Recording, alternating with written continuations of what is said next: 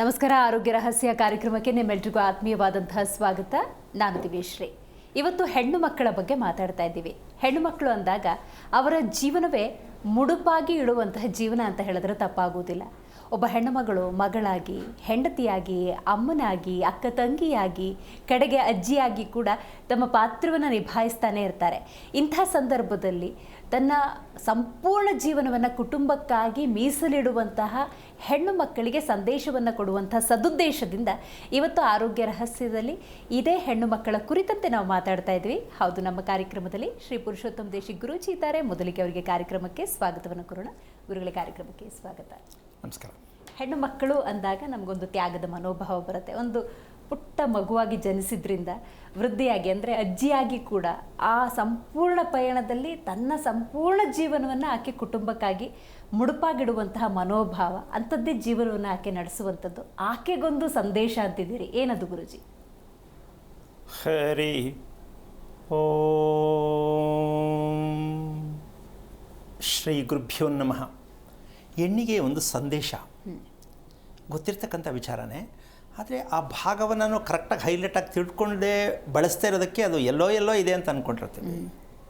ಮೊದಲನೇದಾಗಿ ಪ್ರೀತಿ ಅನ್ನೋದು ಅಲ್ಲಿಂದನೇ ಶುರು ಆಗೋದು, ಹೌದಲ್ಲ? ಈಗ ಇಷ್ಟು ಸರ್ಕಲ್ ಏನಿದೆ ಅದಷ್ಟಕ್ಕೂ ಪ್ರೀತಿ ಬೇಕು. ಹೌದು, ಅದು ಹೆಣ್ಣಲ್ಲಿ ಇರಬೇಕು. ಜೊತೆಗೆ ತನ್ನ ವೈಯಕ್ತಿಕವಾಗಿ ಏನು ಬೇಕು? ಸಂತೋಷ ಬೇಕು. ಹೌದು, ಇದೆರಡು ಹೆಣ್ಣಿಗೆ ಅತಿ ಮುಖ್ಯವಾದ ಸಂದೇಶ. ಬೇಕು ಅಂತನ, ಸರಿ ಅಂತನ, ತಪ್ಪು ಅಂತನ? ಬೇಕೇ ಬೇಕು ಅಲ್ವಾ? ಈಗ ಹಾಗಿರಬೇಕಾದ್ರೆ ಪ್ರಯತ್ನ ಮಾಡ್ತಿದ್ದಾರೆ, ಎಷ್ಟೋ ಜನ ಪ್ರಯತ್ನ ಮಾಡ್ತಿದ್ದಾರೆ, ಆದರೂ ಸಿಗ್ಲಿಕ್ಕೆ ಸಾಧ್ಯ ಆಗಿಲ್ಲ, ಅರ್ಥನೂ ಆಗಿಲ್ಲ. ಯಾಕೆ ನಮ್ಮ ಕೊರತೆ ಅಂತಕ್ಕಂತಹ ಒಂದು ವಿಚಾರಕ್ಕೆ ಬಂದಾಗ ಇದಕ್ಕೊಂದು ವಿಚಾರ, ಒಂದು ಪದವನ್ನು ಬೆಳೆಸಿದಾಗ ಕೆಲವರು ಬೇಜಾರು ಕೂಡ ಆಗ್ಬೋದು. ಏನು? ಹೆಣ್ಣಿಗೆ ಸ್ವಾಭಾವಿಕವಾದ ಒಂದು ಕಾಯಿಲೆ ಇರುತ್ತೆ. ಸ್ವಾಭಾವಿಕ ಕಾಯಿಲೆ ಇರುತ್ತೆ. ಈಗ ಆಶ್ಚರ್ಯ ಆಗ್ಬೋದು, ಏನಿದು ಕಾಯಿಲೆ ಇರುತ್ತಾ? ಅದು ಸ್ವಾಭಾವಿಕವಾಗಿರೋದು. ಬಂದಿದೆ, ಹಿಂದಿಂದೆ ಬಂದಿತ್ತು ಅಲ್ಲ, ಸ್ವಾಭಾವಿಕವಾಗಿರೋದು. ಆ ಕಾಯಿಲೆ ಯಾವ್ದಿರ್ಬೋದು? ಅದನ್ನ ತಿಳ್ಕೊಂಡ್ರೆ ಹೆಣ್ಣಿಗೊಂದು ಸಂದೇಶ ಸಿಗತ್ತೆ ಅಂತ ಅನ್ಕೋಬಹುದು. ಈ ರಹಸ್ಯಕ್ಕೆ ಕಾರಣಕರ್ತನಾಗಿರ್ತಕ್ಕಂತಹ ಶ್ರೀಮನ್ನಾರಾಯಣನ ಪಾದ ಕಮಲ್ಗೆ ಕೋಟಿ ನಮನಗಳನ್ನು ಅರ್ಪಣೆಯನ್ನು ಮಾಡಿ, ಸ್ವಾಭಾವಿಕವಾದ ಕಾಯಿಲೆ ಅಂದರೆ ಯಾವುದು? ಅದು ಕಾಯಿಲೆ ಬಂದಿದೆ ಇದೆ ಅಂತ ಎದುರ್ಕೊಳ್ಳೋದಲ್ಲ, ಹೌದೌದು, ತಿಳ್ಕೊಳ್ಳೋವರೆಗೂ ಒಳಗಿರೋ ಭಾವನೆ ಗುಣ. ಅಂದರೆ ಸಮಯಕ್ಕೆ, ಸಹಜ ವಯಸ್ಸಿಗೆ ಮದುವೆ ಅಂತಕ್ಕಂಥದ್ದು ಯಾರು ಆಗಲ್ವೋ ಅವರಿಗೆ ಈ ಒಂದು ಕಾಯಿಲೆ ಇರುತ್ತೆ. ಸಹಜ ವಯಸ್ಸಿಗೆ ಮದುವೆಯಾಗದೇ ಇರುವಂತಹ ಹೆಣ್ಣಿಗೆ ಸ್ವಾಭಾವಿಕವಾದ ಕಾಯಿಲೆ ಯಾವ ಕಾರಣಕ್ಕೂ ಇದಕ್ಕೆ ಮೆಡಿಸಿನ್ ಇಲ್ಲ. ಅರ್ಥ ಆಯ್ತಾ? ಯಾವ ಕಾಂಟೆಕ್ಸ್ಟ್ ಅಲ್ಲಿ ಹೇಳ್ತಿದ್ದೀರಾ ಅಂತ. ಸಹಜ ವಯಸ್ಸು ಅಂದರೆ ವಿಚಾರ ತಿಳ್ಕೊಳ್ತೀವಿ. ಈಗ ಒಂದು ಎರಡು ಭಾಗ ಮಾಡೋಣ ಮದುವೆ ಅನ್ನೋದನ್ನ. ಏನು? ಒಂದು ಪಾಶ್ಚಿಮಾತ್ಯ ಶೈಲಿಯ ಮದುವೆ, ಇನ್ನೊಂದು ನಮ್ಮ ಭಾರತೀಯ ಶೈಲಿಯ ಮದುವೆ. ಈ ಎರಡರಲ್ಲಿ ಯಾವ್ದು ಜಾಸ್ತಿ ಓಡ್ತಾ ಇದೆ ಅನ್ನೋದು ಸ್ವಲ್ಪ ತಿಳ್ಕೊಂಡ್ರೆ ಅರ್ಥ ಆಗುತ್ತೆ. ಯಾವ್ದು ಆಗಬೇಕಿತ್ತು? ಭಾರತೀಯ ಶೈಲಿಯಲ್ಲಿ ಆಗಬೇಕು. ಎಲ್ಲ ಆಗಿದೆ, ಎಲ್ಲ ಆಗ್ತಾ ಇದೆ. ಯಾವುದದು ಭಾರತೀಯ ಶೈಲಿಯ ಮದುವೆ ಅಂದರೆ ಯಾವುದು? ಇಲ್ಲೇ ಸ್ವಾಮಿ ಕರ್ನಾಟಕದಲ್ಲೇ ಮದುವೆ ಆಗಿರೋದು ಅಂತ ಅನ್ಕೋಬಹುದೇನೋ. ಇಲ್ಲಿ ಯಾವ ಥರ ಆಗ್ತಾರೆ ಅದು ಇಂಪಾರ್ಟೆಂಟ್. ಎಸ್, ಇದು ತಂದೆ ತಾಯಿ ತಲೆ ಎತ್ತುವ ರೀತಿಯಲ್ಲಿ ಆಗುವ ಮದುವೆ ನಮ್ಮ ಭಾರತೀಯ ಮದುವೆ. ತಂದೆ ತಾಯಿ ತಲೆ ಎತ್ತಿ ನಿಲ್ಲುವಂತಹ ಮದುವೆ ಭಾರತೀಯ ಮದುವೆ. ಅಂದ್ರೆ ಅವ್ರ ಗೌರವಕ್ಕೆ ಚ್ಯುತಿ ಆಗ್ದಿರಂಗೆ. S, okay. ತಂದೆ ತಾಯಿ ತಲೆ ಬಗ್ಗಿಸುವ ರೀತಿಯಲ್ಲಿ ಮದುವೆ ಆದರೆ ಅದು ಪಾಶ್ಚಿಮಾತ್ಯ ಮದುವೆ. ಹಾಗಾದರೆ ಹೆಣ್ಣು ಅದನ್ನು ಪ್ರಯತ್ನ ಪಟ್ಟು ಪಾಶ್ಚಿಮಾತ್ಯ ಶೈಲಿಯಲ್ಲಿ ಮದುವೆ ಆಗೋಕ್ಕೆ ಇಷ್ಟಪಡ್ತಾಳಾ? ಪಡಲ್ಲ, ಬೇಕಿಲ್ಲ, ಆದರೂ ಎಳ್ಕೊಂಡು ಹೋಗುತ್ತೆ. ಇದನ್ನು ನಾವು ಕಾರಣ ತಿಳ್ಕೋಬೇಕು. ಯಾವುದೇ ಹೆಣ್ಣು ದಾರಿ ತಪ್ಪೋದಕ್ಕೆ, ತಪ್ಪಾಗಿ ನಡ್ಕೊಳ್ಳೋದಕ್ಕೆ ಯಾವ ಕಾರಣಕ್ಕೂ ಯಾವ ಹೆಣ್ಣು ಇಷ್ಟಪಡಲ್ಲ, ಸಾಧ್ಯನೇ ಇಲ್ಲ ಅದು. ಹಾಗಿದ್ದ ಮೇಲೆ ಈ ಪಾಶ್ಚಿಮಾತ್ಯ ಶೈಲಿಯಲ್ಲಿ ಮದುವೆ ಈಗ ಜಾಸ್ತಿ ಆಗ್ತಾ ಇರೋದಕ್ಕೆ ಕಾರಣ ನಾವು ಗುರ್ತಿಸ್ಕೊಂಡಾಗ ಮಾತ್ರ ಗೊತ್ತಾಗತ್ತೆ. ಅದಕ್ಕೆ ಈಗ ನಾನು ಮೊದಲೇ ಹೇಳಿದ್ದು ಪ್ರೀತಿ ಮತ್ತು ಸಂತೋಷ. ಪ್ರತಿ ಹೆಣ್ಣು ರಾತ್ರಿ ಮಲಗುವಾಗ ಆ ಪ್ರೀತಿಯಿಂದ ನಾನು ಎಷ್ಟು ಚೆನ್ನಾಗಿ ಜೀವನದಲ್ಲಿ ಬದುಕ್ತಾ ಇದ್ದೀನಿ, ಎಷ್ಟು ಖುಷಿಯಾಗಿದ್ದೀನಿ ಅಂತ ಹೇಳಿ ಮಲಗುವ ಹೆಣ್ಣಿಗೆ ಭಾರತೀಯ ರೀತಿಯಲ್ಲಿ ಸದಾ ಅವಳು ಅದಕ್ಕೆ ಯಾವ ಪದ ಬೇಕಾದ್ರೆ ವರ್ಣನೆ ಕೊಡ್ಬೋದು ನಾವು. ಒಂದು ಸಂತೃಪ್ತವಾದ ಜೀವನ. ರಾತ್ರಿ ಮಲಗುವಾಗ ಅವ್ರು ಯಾವಾಗ ಏನಾದ್ರು ಇದ್ಕೊಳ್ಳಿ, ರಾತ್ರಿ ಮಲಗುವಾಗ ಸಂತೋಷಭರಿತವಾದ ಹೆಣ್ಣು ಮಲಗಬೇಕು. ಇದು ಮುಂದುವರೆದ ಭಾಗ ತನ್ನ ಸಾವಿನಲ್ಲೂ ಕೂಡ ದೀರ್ಘವಾದ ಜೀವನವನ್ನು ಅನುಭವಿಸಿ ತನ್ನ ಸಾವಿನಲ್ಲೂ ಇದೇ ಟ್ರ್ಯಾಕ್ ಹೋಗುತ್ತಂತಲ್ಲಿಗೆ ಅಭ್ಯಾಸ. ಅಂದರೆ ಆ ಸಂತೋಷವನ್ನು ಯಾರಿಗಿಷ್ಟ ಇಲ್ಲ, ಎಲ್ರಿಗೂ ಇಷ್ಟ, ಪ್ರತಿಯೊಬ್ಬರಿಗೂ ಬೇಕು. ಯಾಕೆ ಆಗ್ತಾ ಇಲ್ಲ? ಬಲವಂತಕ್ಕೆ ನಗೋದು, ಯಾವಾಗಲೂ ಸಿನಿಮಾಕ್ಕೆ ಹೋದಾಗ ನಗೋದು, ಈ ಮಟ್ಟಕ್ಕಿರೋರು ಜನ ಸಿಕ್ಕಾಪಟ್ಟೆ ಇದ್ದಾರೆ. ಹೌದು, ನಗು ಅನ್ನೋದು ಮರ್ತೇ ಹೋಗಿದೆ. ಯಾವುದೋ ಗೌರಿ ಹಬ್ಬಕ್ಕೋ ಯುಗಾದಿ ಹಬ್ಬಕ್ಕೋ ಹೊಸ ಬಟ್ಟೆ ಹಾಕ್ಕೊಂಡಾಗಲೋ ಅಪ್ಪನ ಮನೆಗೆ ಹೋದಾಗಲೋ ಏನೋ ಒಂದು ಸಲ ನಗಬಹುದೇನೋ. ಸೊ ಇದು ಹೆಣ್ಣಿಗೆ ಯಾವ ಕಾರಣಕ್ಕೂ ಕಾಯಿಲೆ ಅಂತ ಅಂದ್ಕೊಂಡಿಲ್ಲ, ಕಾಯಿಲೆನೇ ಅದು. ಹೌದಾ ಅಲ್ವಾ? ನಗು ಅಂತಕ್ಕಂಥದ್ದು ಹೆಣ್ಣಿಗಿಲ್ಲ ಅಂದರೆ ಕಾಯಿಲೆನೇ ಅದು. ಆ ಕಾಯಿಲೆ ಯಾವುದಿದೆ, ಯಾವುದು ಆಗಿರಬಹುದು ಅನ್ನೋದು ಈ ದಿನದ ವಿಶೇಷ. ಸ್ವಾಭಾವಿಕವಾದ ಕಾಯಿಲೆ ಯಾವುದು ಪ್ರತಿ ಹೆಣ್ಣಿಗೂ ಇರುತ್ತಿದ್ದು. ಆದರೆ ಇದನ್ನು ಹೊರಗಡೆ ತಂದು ಹೇಳುವಷ್ಟು ಮಟ್ಟಕ್ಕೆ ಯಾರಿಗೂ ಧೈರ್ಯ ಇಲ್ವೋ, ತಿಳ್ಕೊಳಕ್ಕಾಗಿಲ್ವೋ ಗೊತ್ತಿಲ್ಲ. ಆದರೆ ಕೆಲವು ಸಂದರ್ಭದಲ್ಲಿ ಕೆಲವು ವಿಚಾರವನ್ನು ಹೇಳುವಂಥದ್ದು ಅಲ್ಲ, ಹೇಳಬಾರ್ದು, ಮುಚ್ಚಿಡಬೇಕು, ಇದೊಂದು ಭಾಗ. ಆದರೆ ಇಲ್ಲ, ಮುಚ್ಚಿಟ್ರೆ ಸತ್ಯವನ್ನು ನಾವು ಮುಚ್ಚಿಟ್ಟಂಗಾಗತ್ತೆ, ಹೇಳಲೇಬೇಕು. ಈ ಎರಡು ಭಾಗದಲ್ಲಿ ನಮ್ಮ ದೇಶ ನುಲ್ಗೋಗಿದೆ. ಒಬ್ಬರು ಹೇಳಬೇಕು, ಒಬ್ಬರು ಹೇಳಬಾರ್ದು. ನಿಜ ಹೇಳಿದ್ರೆ ಅವ್ರ ಮನಸ್ಸು ನೋಯುತ್ತೆ, ಇನ್ನೊಬ್ರು ಅದನ್ನು ಮುಚ್ಚಿಟ್ರೆ ಅವ್ರ ಜೀವನ ಹಾಳಾಗತ್ತೆ. ಯಾವ್ದು ಮಾಡ್ಬೇಕು ಇವಾಗ? ಇದು ಧರ್ಮದಲ್ಲಿರ್ತಕ್ಕಂಥ ಎರಡೂ ಭಾಗ ಹೋಗ್ತಾ ಇದೆ. ಇದು ಈಗ ಯಾವುದು ಮಾಡಿದ್ರು ತಪ್ಪೇ ಇಲ್ಲಿ. ನೋವಾದ್ರೂ ಪರವಾಗಿಲ್ಲ, ಸತ್ಯ ಹೇಳಿದ್ರು ನೋಡಿ, ಇದೇ ಆರೋಗ್ಯ ರಹಸ್ಯದ ಕಾರ್ಯಕ್ರಮ. ನಾವು ಹೇಳೋ ಕೆಲವೊಂದು ಪದಗಳು ಕೆಲವರಿಗೆ ಏನಪ್ಪ ಈ ಥರನೂ ಹೇಳ್ತಾರಲ್ಲ ಇವರು, ಇದನ್ನು ಹೇಳ್ಬೋದಾ, ನಾವು ಕೇಳಿಸ್ಕೋಬೋದಾ ಅನ್ನೋ ವಿಚಾರನೂ ಕೂಡ ಕೆಲವು ಸಲ ಹೇಳ್ತೀನಿ ನಾನು. ಅದನ್ನು ಗೌಪ್ಯವಾಗಿ ಕಾಪಾಡ್ಕೊಂಡು ಹೋಗಬೇಕು ಅಂತ ಹೇಳ್ತಿರೋದೇ ಒಂದು ದೊಡ್ಡ ಅಪರಾಧ ಆಗಿರೋದು. ಗೌಪ್ಯತೆಯನ್ನು ಕಾಪಾಡ್ತಕ್ಕಂಥ ಆಗಿರ್ತಕ್ಕಂಥದ್ದೇ ಹೆಣ್ಣಿಗೆ ಈ ಮಟ್ಟಕ್ಕೆ ಇವತ್ತು ನಾವೇ ಕೊಟ್ಟಿರ್ತಕ್ಕಂಥ ಒಂದು ಶಾಪ. ಆ ಹೆಣ್ಣು ಅದನ್ನು ಅನುಭವಿಸ್ಬೇಕು. ಆವಾಗ ಯಾರ ಮಾತು ಕೇಳೋದು, ಯಾರು ಹೇಳಿ ಸರಿ, ಇದು ನಾನು ತಿಳ್ಕೊಂಡ್ರೆ ಸರಿನಾ? ಈ ರೀತಿಯಾಗಿರ್ತಕ್ಕಂಥ ಒಂದು ಕಾಯಿಲೆಯ ರೀತಿಯಲ್ಲಿ ಹೆಣ್ಣನ್ನು ಬಾಧಿಸ್ತಕ್ಕಂತಹ ಒಂದು ವಿಚಾರಕ್ಕೆ ಹೋದಾಗ ಈ ಸ್ವಾಭಾವಿಕವಾಗಿ ಉತ್ಪತ್ತಿ ಆಗ್ತಕ್ಕಂತಹ ಒಂದು ಲೆಕ್ಕಾಚಾರದಲ್ಲಿ ವಯಸ್ಸಿಗೆ ಬಂದಾಗ ಮದುವೆ ಮಾಡ್ಕೊಳ್ಬೇಕು, ಸಹಜ ವಯಸ್ಸಿಗೆ ಅಂತಕ್ಕಂಥ ವಿಚಾರ ಸರಿಯೇ ಇದ್ದರೂ ಅದಾಗಲಿಕ್ಕಾಗಲ್ಲ. ತಂದೆ ತಾಯಿ ಪ್ರಯತ್ನ ಪಟ್ಟರು, ಅವರೇ ಪ್ರಯತ್ನ ಪಟ್ಟರು, ಆ ಸಮಯದಲ್ಲಿ ಅದೇ ನಡೆಯೋಕ್ಕೆ ಸಾಧ್ಯ ಇಲ್ಲ. ಅದಕ್ಕೆ ಕಾರಣ ಭಯ ಅಂತಕ್ಕಂಥದ್ದು ಪ್ರತಿ ಹೆಣ್ಣಿನಲ್ಲಿ ಸರ್ವೇ ಸಾಮಾನ್ಯವಾಗಿ ಭಯ, ನಾಚಿಕೆ ಅಂತಕ್ಕಂಥ ಹೆಣ್ಣಿನ ಆಭರಣ. ಆದರೆ ಆ ಭಯವನ್ನು ಇವತ್ತು ನಾವು ಹಾಗೆ ಮುಚ್ಚಿಟ್ಕೊಂಡ್ರೆ ಆ ಹೆಣ್ಣಿಗೊಂದು ಶಾಪ ಆಗತ್ತೆ. ಯಾವುದರ ಭಯ? ಅದು ಹೇಳ್ತೀನಿ. ಕಾರಣ ಏನಂದರೆ, ಊಟ ಮಾಡು ಅಂತ ಹೇಳ್ತೀವಿ, ನನಗೆ ಊಟ ಇಷ್ಟ ಇಲ್ಲ, ನಾನು ತಿನ್ನೋಕ್ಕಾಗಲ್ಲ ಅಂದರೆ ಅವರ ದೇಹದಲ್ಲಿ ಏನು ಸಮಸ್ಯೆಗಳಾಗ್ತಾ ಇರುತ್ತೋ ಆ ಸಮಸ್ಯೆ ಊಟ ಹಾಕೋರಿಗೆ ಗೊತ್ತಿಲ್ಲ. ಅದು ತಂದೆ ತಾಯಿನೇ ಆಗಿರ್ಬೋದು ಅಥವಾ ಗಂಡನೇ ಆಗಿರ್ಬೋದು. ಬಾ ಸ್ಟಾರ್ ಹೋಟ್ಲು ಕರ್ಕೊಂಡು ಹೋಗ್ತೀನಿ, ಊಟ ಕೊಡ್ತೀನಿ ಅಂದರೆ ನನಗೇನು ಬೇಡ, ನಿಮ್ಗೆ ಬೇಕಾದ್ರೆ ತಿನ್ನಿ, ನನಗೇನು ಇಷ್ಟ ಇಲ್ಲ, ಏನಾಗೋದು? ಈ ಥರ ಸಮಸ್ಯೆಗಳಿರುತ್ತೆ. ನಿಜ. ಈ ರೀತಿಯಾಗಿ ತಂದೆ ತಾಯಿ ಹತ್ರನೂ ಹೇಳ್ಕೊಳ್ಳಾರದೇ ಇರತಕ್ಕಂತಹ ನೋವುಗಳಿರುತ್ತೆ. ಅಂಥ ನೋವನ್ನು ಹೆಣ್ಣು ಮಕ್ಕಳಿಗೆ ನಾವು ಆದಷ್ಟು ಮಟ್ಟಕ್ಕೆ ಪ್ರಯತ್ನ ಪಟ್ಟರೆ ಕೊನೆ ಪಕ್ಷ ಹೇಳ್ಕೊಳಕ್ಕಾಗದೇ ಇರುವಂಥ ಬೇಕಾದಷ್ಟು ಹೆಣ್ಮಕ್ಳು ಇರ್ತಾರೆ. ಹೇಳ್ಕೊಳಕ್ಕಾಗಲ್ಲ, ಹೇಳ್ಕೊಂಡ್ರೂ ಕೂಡ ಅದು ಸೊಲ್ಯೂಷನ್ ಯಾವುದೇ ಕಾರಣಕ್ಕೂ ದಾರಿನೂ ಸಿಗಲ್ಲ. ತುಂಬ ಕಷ್ಟ ಆಗುತ್ತೆ. ಅದರಲ್ಲಿ ಸಮಸ್ಯೆಗೆ ಸಿಕ್ಕಾಕೊಳ್ಳೋ ಪರಿಸ್ಥಿತಿನೂ ಹೋಗ್ಬಿಡುತ್ತೆ. ಅವರಾಗಿದ್ದು ಅವ್ರು ಹೇಳ್ಕೊಂಡಾಗ ಅವರೇ ಸಮಸ್ಯೆ ಸಿಕ್ಕಾಕೋಬೋದು. ಈ ರೀತಿ ಪರಿಸ್ಥಿತಿಯಲ್ಲೂ ಕೆಲವರು ಹೇಳ್ಕೊಳಕ್ಕಾಗದೆ ತುಂಬ ಅನುಭವಿಸ್ತಾ ಇರ್ತಕ್ಕಂತಹ ಒಂದು ಶಾಪ ಅಂತಕ್ಕಂಥದ್ದು ಹೇಳ್ಬೋದು. ಅದನ್ನು ಒಂದು ಸಣ್ಣ ತುಣುಕನ್ನು ಇವತ್ತು ಹೊಸದಾಗಿ ಇವತ್ತು ಹೇಳ್ತಾ ಇದ್ದೀನಿ ಅಂತಲ್ಲ, ಅದನ್ನು ಪ್ರಯತ್ನಪೂರ್ವಕವಾಗಿ ಇದಕ್ಕಿದು ಸಮಂಜಸವಾದ ಒಂದು ಉತ್ತರ ಇದೆ ಅಂತ ಮುಂದೆ ಇಡೋಣ. ಆರಿಸ್ಕೊಳ್ಳೋದು ಬಿಡೋದು ಅವ್ರಿಗೆ ಸೇರಿತು. ಹಾಗಾಗಿ ಆ ರೀತಿ ಇರ್ತಕ್ಕಂಥ ರಹಸ್ಯಕರವಾಗಿರ್ತಕ್ಕಂತಹ ವಿಚಾರ ಯಾವುದು ಇರಬಹುದು, ಯಾವುದು ಆಗಬಹುದು ಅಂತಕ್ಕಂಥ ಒಂದು ಲೆಕ್ಕಾಚಾರಕ್ಕೆ ನಾವು ಉಸಿರಾಟ ಅಂತಕ್ಕಂತಹ ಒಂದು ವಿಷಯಕ್ಕೆ ಬಂದಾಗ, ಉಸಿರಾಡ್ತಾ ಇದ್ದೀವಿ, ಗೊತ್ತಿದೆ ಉಸಿರಾಡೋದು ಅಂತ ಅಂದ್ಕೊಂಡಿದ್ದೀವಿ, ಅಂದ್ಕೊಳ್ಳಿ, ಪರವಾಗಿಲ್ಲ. ಆದರೆ ಈ ಉಸಿರಾಟದಲ್ಲಿ ಹೆಣ್ಣಿಗೆ ಅತಿ ಮುಖ್ಯವಾಗಿರ್ತಕ್ಕಂತಹ ಪ್ರತಿ ತಿಂಗಳು ಆಗುವಂತಹ ಋತುಚಕ್ರದಲ್ಲಿ ಈ ಹೆಣ್ಣಿನ ಉಸಿರಾಟಕ್ಕೂ ಆ ಋತುಚಕ್ರಕ್ಕೂ ತಿನ್ನುವ ಊಟ ಜೀರ್ಣವಾಗುವುದಕ್ಕೂ ಸಂಬಂಧ ಇದೆ. ಪ್ರತಿ ತಿಂಗಳು ಆಗುವ ಋತುಚಕ್ರಕ್ಕೂ ಊಟ ಹರಗುವುದಕ್ಕೆ ವಿಚಾರವನ್ನು ಹಿನ್ನಡೆಯಾಗಿರುವುದಕ್ಕೂ ತುಂಬ ಶಾಪ ಇದೆ. ಅಂದರೆ ಇದು ತುಂಬ ಹಿನ್ನಡೆಯಾಗಿದೆ. ಏನದು?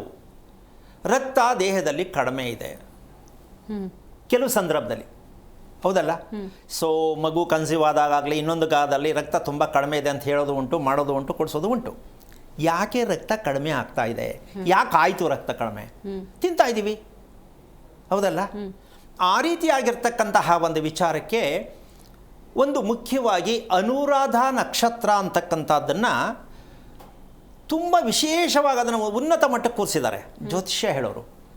ಇದು ಮಹಾನಕ್ಷತ್ರ. ಹೆಣ್ಣಾಗಲಿ ಗಂಡಾಗಲಿ ಆ ನಕ್ಷತ್ರದಲ್ಲಿ ಇದ್ದುಬಿಟ್ರೆ ಏನು ಕೇಳ್ಬಿಡ್ರಿ, ಕಣ್ಣು ಮುಚ್ಕೊಂಡು ಮದುವೆ ಮಾಡಿಬಿಡ್ರಿ ಅಂತ ಹೇಳುವ ವಾಡಿಕೆ ಇದೆ. ಅದು ಏನಕ್ಕೆ ಅಂತ ನನಗೂ ಇನ್ನೂ ಅರ್ಥ ಆಗಿಲ್ಲ. ಅದು ಒಂದು ಸಣ್ಣ ವಿಚಾರವನ್ನು ನಾನು ಹೇಳಬಲ್ಲೆ. ಏನು ಅಂದರೆ ಅದು ಮನುಷ್ಯಗಣ ದೇವಗಣ ಅಂತ ನಾವು ವಿಂಗಡಿಸ್ತೀವಿ. ಅದರಲ್ಲಿ ಅನುರಾಧ ನಕ್ಷತ್ರ ದೇವಗಣ ಅಂತಕ್ಕಂಥದ್ದಕ್ಕೆ, ಬ್ರಾಹ್ಮಣ ವರ್ಗಕ್ಕೆ ಬರುತ್ತೆ ಅಂತಕ್ಕಂಥದ್ದಕ್ಕೆ ಅಷ್ಟು ದೊಡ್ಡ ಕಿರೀಟ ಇಟ್ಟು ಕೂರಿಸ್ಬಿಟ್ಟಿದ್ದಾರೆ. ಶೂಟ್ ಹಾಕ್ಕೊಂಡು ಟೈ ಕಟ್ಕೊಂಡು ಚೆನ್ನಾಗಿ ಕೂತಿದ್ದಾನೆ, ಒಳಗಡೆ ಇರೋ ಗಾಯ ಏನು ಮಾಡಬೇಕು, ಒಂದು ತಡ್ಕೊಳಕ್ಕಾಗಲ್ಲ.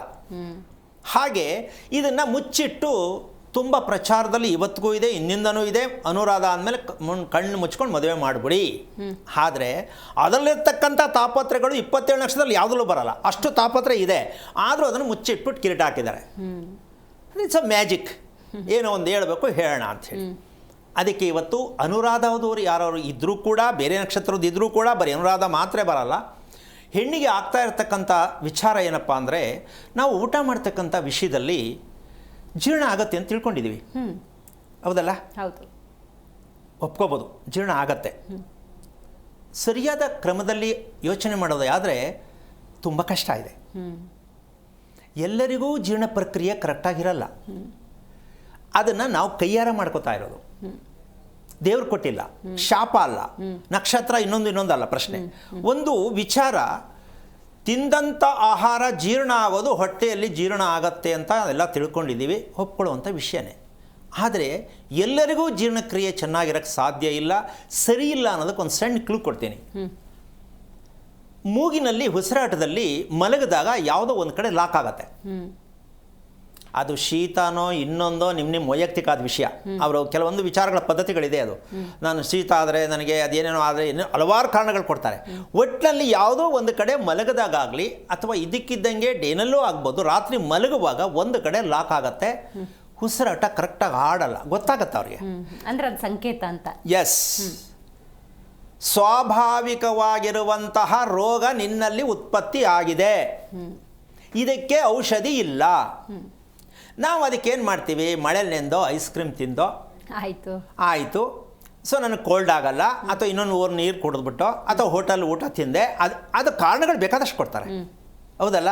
ಯಾಕೆಂದ್ರೆ ಅದು ಅಂದ್ಕೊಂಡ್ರೆ ಖುಷಿ ಆಗೋದು, ಸಮಾಧಾನ, ಅದಕ್ಕೆ ಹಂಗಾಗೈತೆ, ಸರಿ ಹೋಗುತ್ತೆ. ಹಾಗಾಗಿ ಇದು ಏನಾಗತ್ತೆ ಅಂತಕ್ಕಂತಹ ಒಂದು ಲೆಕ್ಕಾಚಾರಕ್ಕೆ, ಊಟ ಜೀರ್ಣವಾಗದೇ ಇರತಕ್ಕಂತಹ ಲೆಕ್ಕಾಚಾರದಲ್ಲಿ ಇದಕ್ಕೆ ನಾವು ICUನಲ್ಲಿ ಒಂದು ಪೇಷಂಟ್ ಹಾಕಿದಾಗ ಅವ್ರಿಗೆ ಎಕ್ಸ್ಟ್ರಾ ಮೆಡಿಸಿನ್ ಕೊಡ್ತಾರೆ, ಎಕ್ಸ್ಟ್ರಾ ಉಸಿರಾಟ ಕೂಡ ಕೊಡ್ತಾರೆ. ಹಾಗೆ ನಮ್ಮ ಕರುಳಿರೋದು ಏನಕ್ಕೆ ಎಲ್ರಿಗೂ ಗೊತ್ತು. ಆದರೆ ಜಠರ ಅಂತಕ್ಕಂಥ ಒಂದು ಭಾಗವನ್ನು ಗಮನಿಸಿದಾಗ ಅದು ಜೀರ್ಣಾಂಗದ ವ್ಯವಸ್ಥೆಯಲ್ಲಿ ಕರೆಕ್ಟಾಗಿ ಕೆಲಸ ಮಾಡೋದನ್ನು ನಾವು ತಪ್ಪಿಸ್ತಾ ಇದ್ದೀವಿ, ಗೊತ್ತಿಲ್ಲದೆ. ಅದು ಕೆಲಸ ಮಾಡುತ್ತದು, ಆದರೂ ನಾವು ತಪ್ಪಿಸ್ತೀವಿ. ಯಾವುದು ಅಂದರೆ ಊಟ ಮಾಡ್ತಿದ್ದಂಗೆ ಎದ್ದು ಟಕ ಟಕ ಟಕ ಟಕ ಟಕ ಅಂತ ಕೆಲಸ ಮಾಡೋದು, ಕೂರೋದೇ ಇಲ್ಲ, 10 ನಿಮಿಷ ಕೂರಲ್ಲ. ಯಾಕೆ ಅಂದರೆ ಇದು ಪ್ರಾಬ್ಲಮ್ಮು. ಮಕ್ಕಳು ಬರ್ತವೆ, ಹೋಗ್ಬೇಕು, ಯಾರು ನೆಂಟರು ಬಂದರು, ಅಲ್ಲಿಗೆ ಹೋಗ್ಬೇಕು, ಇಲ್ಲಿ ಬೇಕು, ಆ ಕೆಲಸ ಮಾಡಬೇಕು, ಪಾತ್ರೆ ಬೆಳಗಬೇಕು, ಏನೋ ಒಂದು ಶುರು ಹಚ್ಕೋತಾರೆ. ಇಲ್ಲಿ ಜೀರ್ಣಾಂಗ ಸಮಸ್ಯೆ ಸ್ಟಾರ್ಟ್. ಪಾಪ ಅವ್ರು ಬದುಕೆ ಹಂಗಿದೆಯಲ್ಲ ಗುರುಜಿ. ಅದೇ ಅಂದರೆ ಸಾಯ್ಬೇಕಷ್ಟೇ. ಇಲ್ಲಿ ಅಡ್ಜಸ್ಟ್ಮೆಂಟ್ ಇಲ್ಲ ಲೈಫಲ್ಲಿ.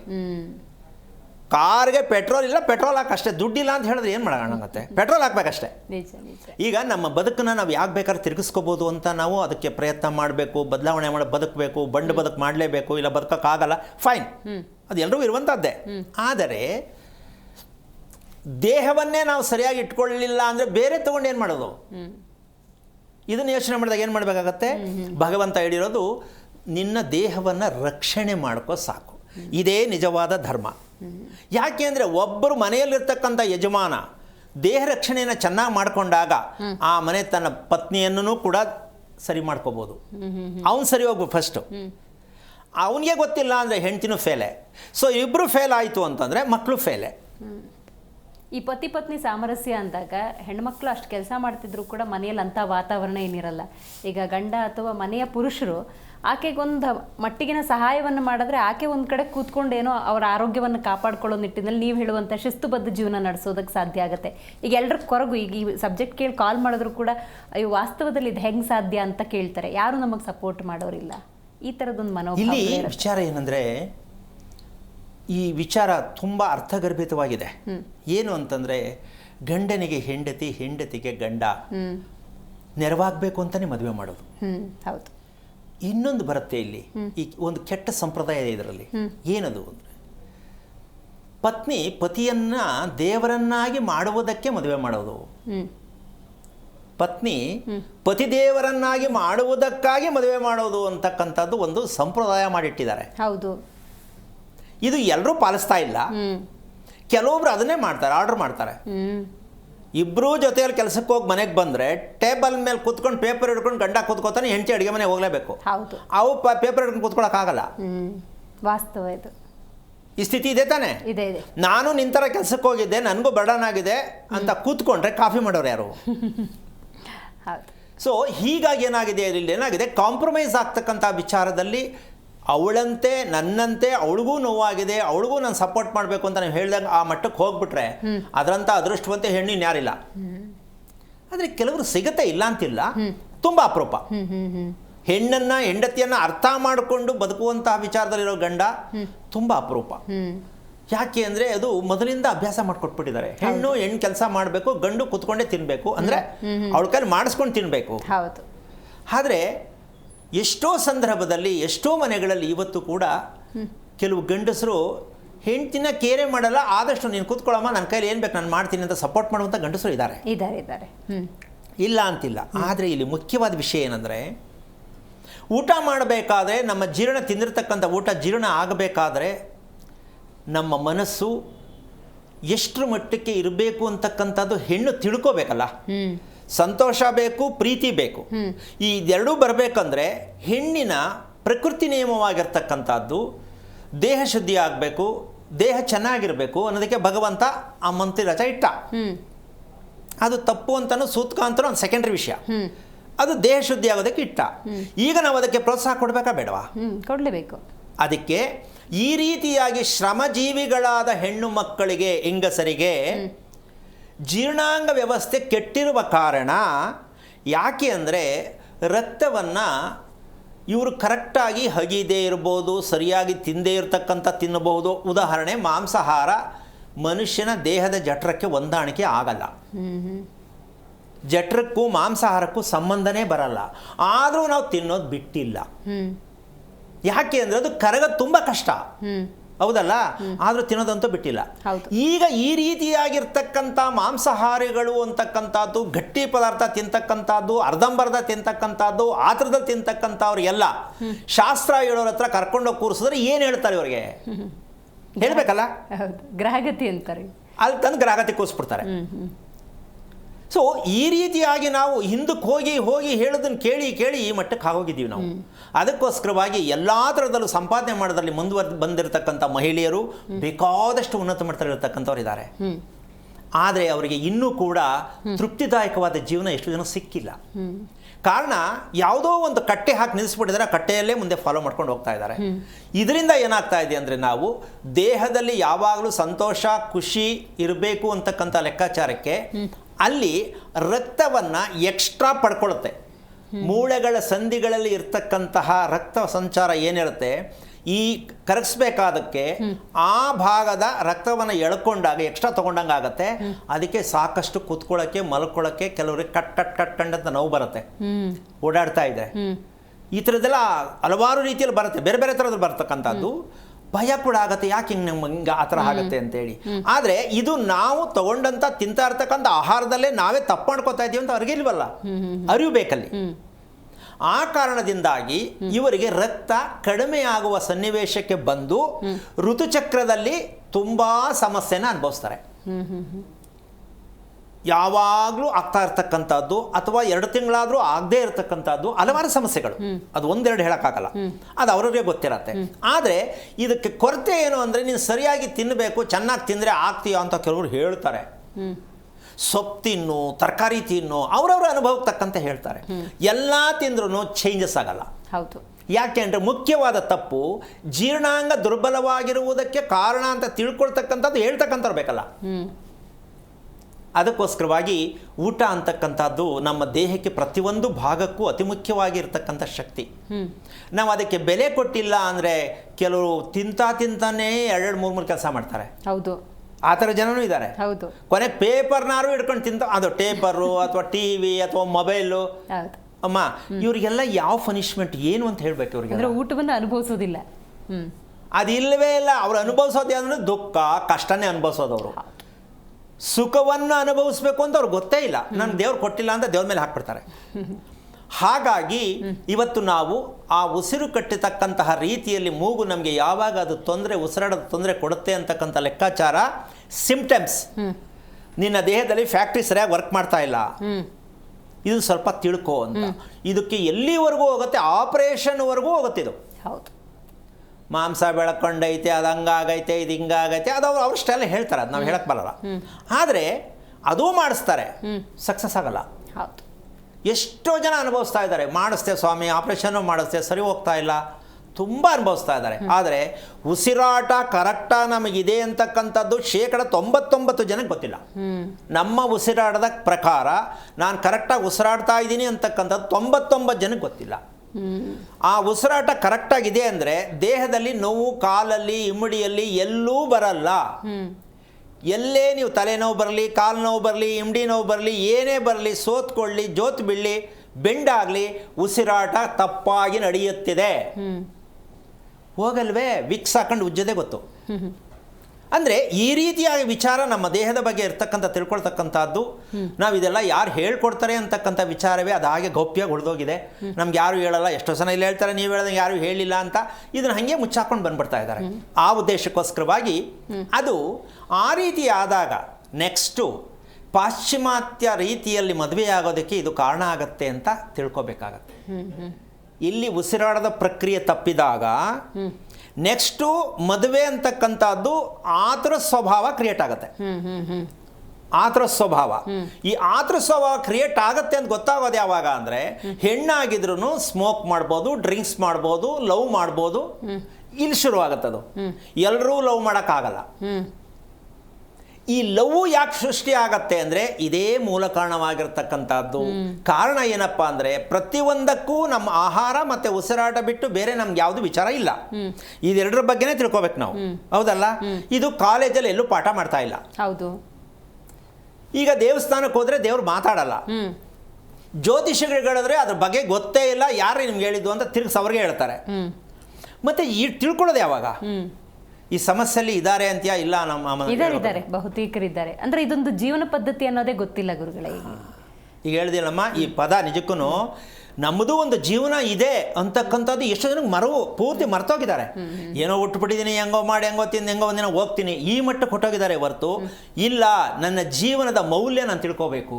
ಈಗ ಆಹಾರದಿಂದ ಯಾವ ಗುಣಗಳ ಉತ್ಪತ್ತಿ ಆಗತ್ತೆ ಅನ್ನುವ ಮಟ್ಟಿಗೆ ಯೋಚನೆ ಯಾರಿಗೂ ಇಲ್ಲ. ಎಷ್ಟೋ ತಿಳ್ಕೊಂಡಿದ್ರೂ ತಪ್ಪು ಮಾಡ್ತಾರೆ. ಗೊತ್ತಿರುತ್ತೆ ಅಷ್ಟು ಗೊತ್ತಿರುತ್ತೆ, ಅದನ್ನು ಬೆಳೆಸ್ಕೊಳ್ಳೋಷ್ಟು ತಾಳ್ಮೆ ಇರಲ್ಲ.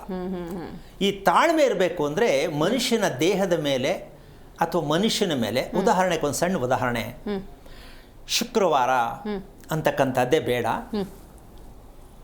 ಹೆಣ್ಣು ಯಾಕೆ ಸಿಂಗಾರ ಮಾಡ್ಕೋಬೇಕು ಅಂದರೆ ಏನು ಹೇಳ್ಬೋದಮ್ಮ? ಹೆಂಡತಿ ಆದವಳೆ ಅಂತ ಇಟ್ಕೊಂಬೋಣ. ಹೆಂಡತಿ ಯಾಕೆ ಸಿಂಗಾರ ಮಾಡ್ಕೋಬೇಕು?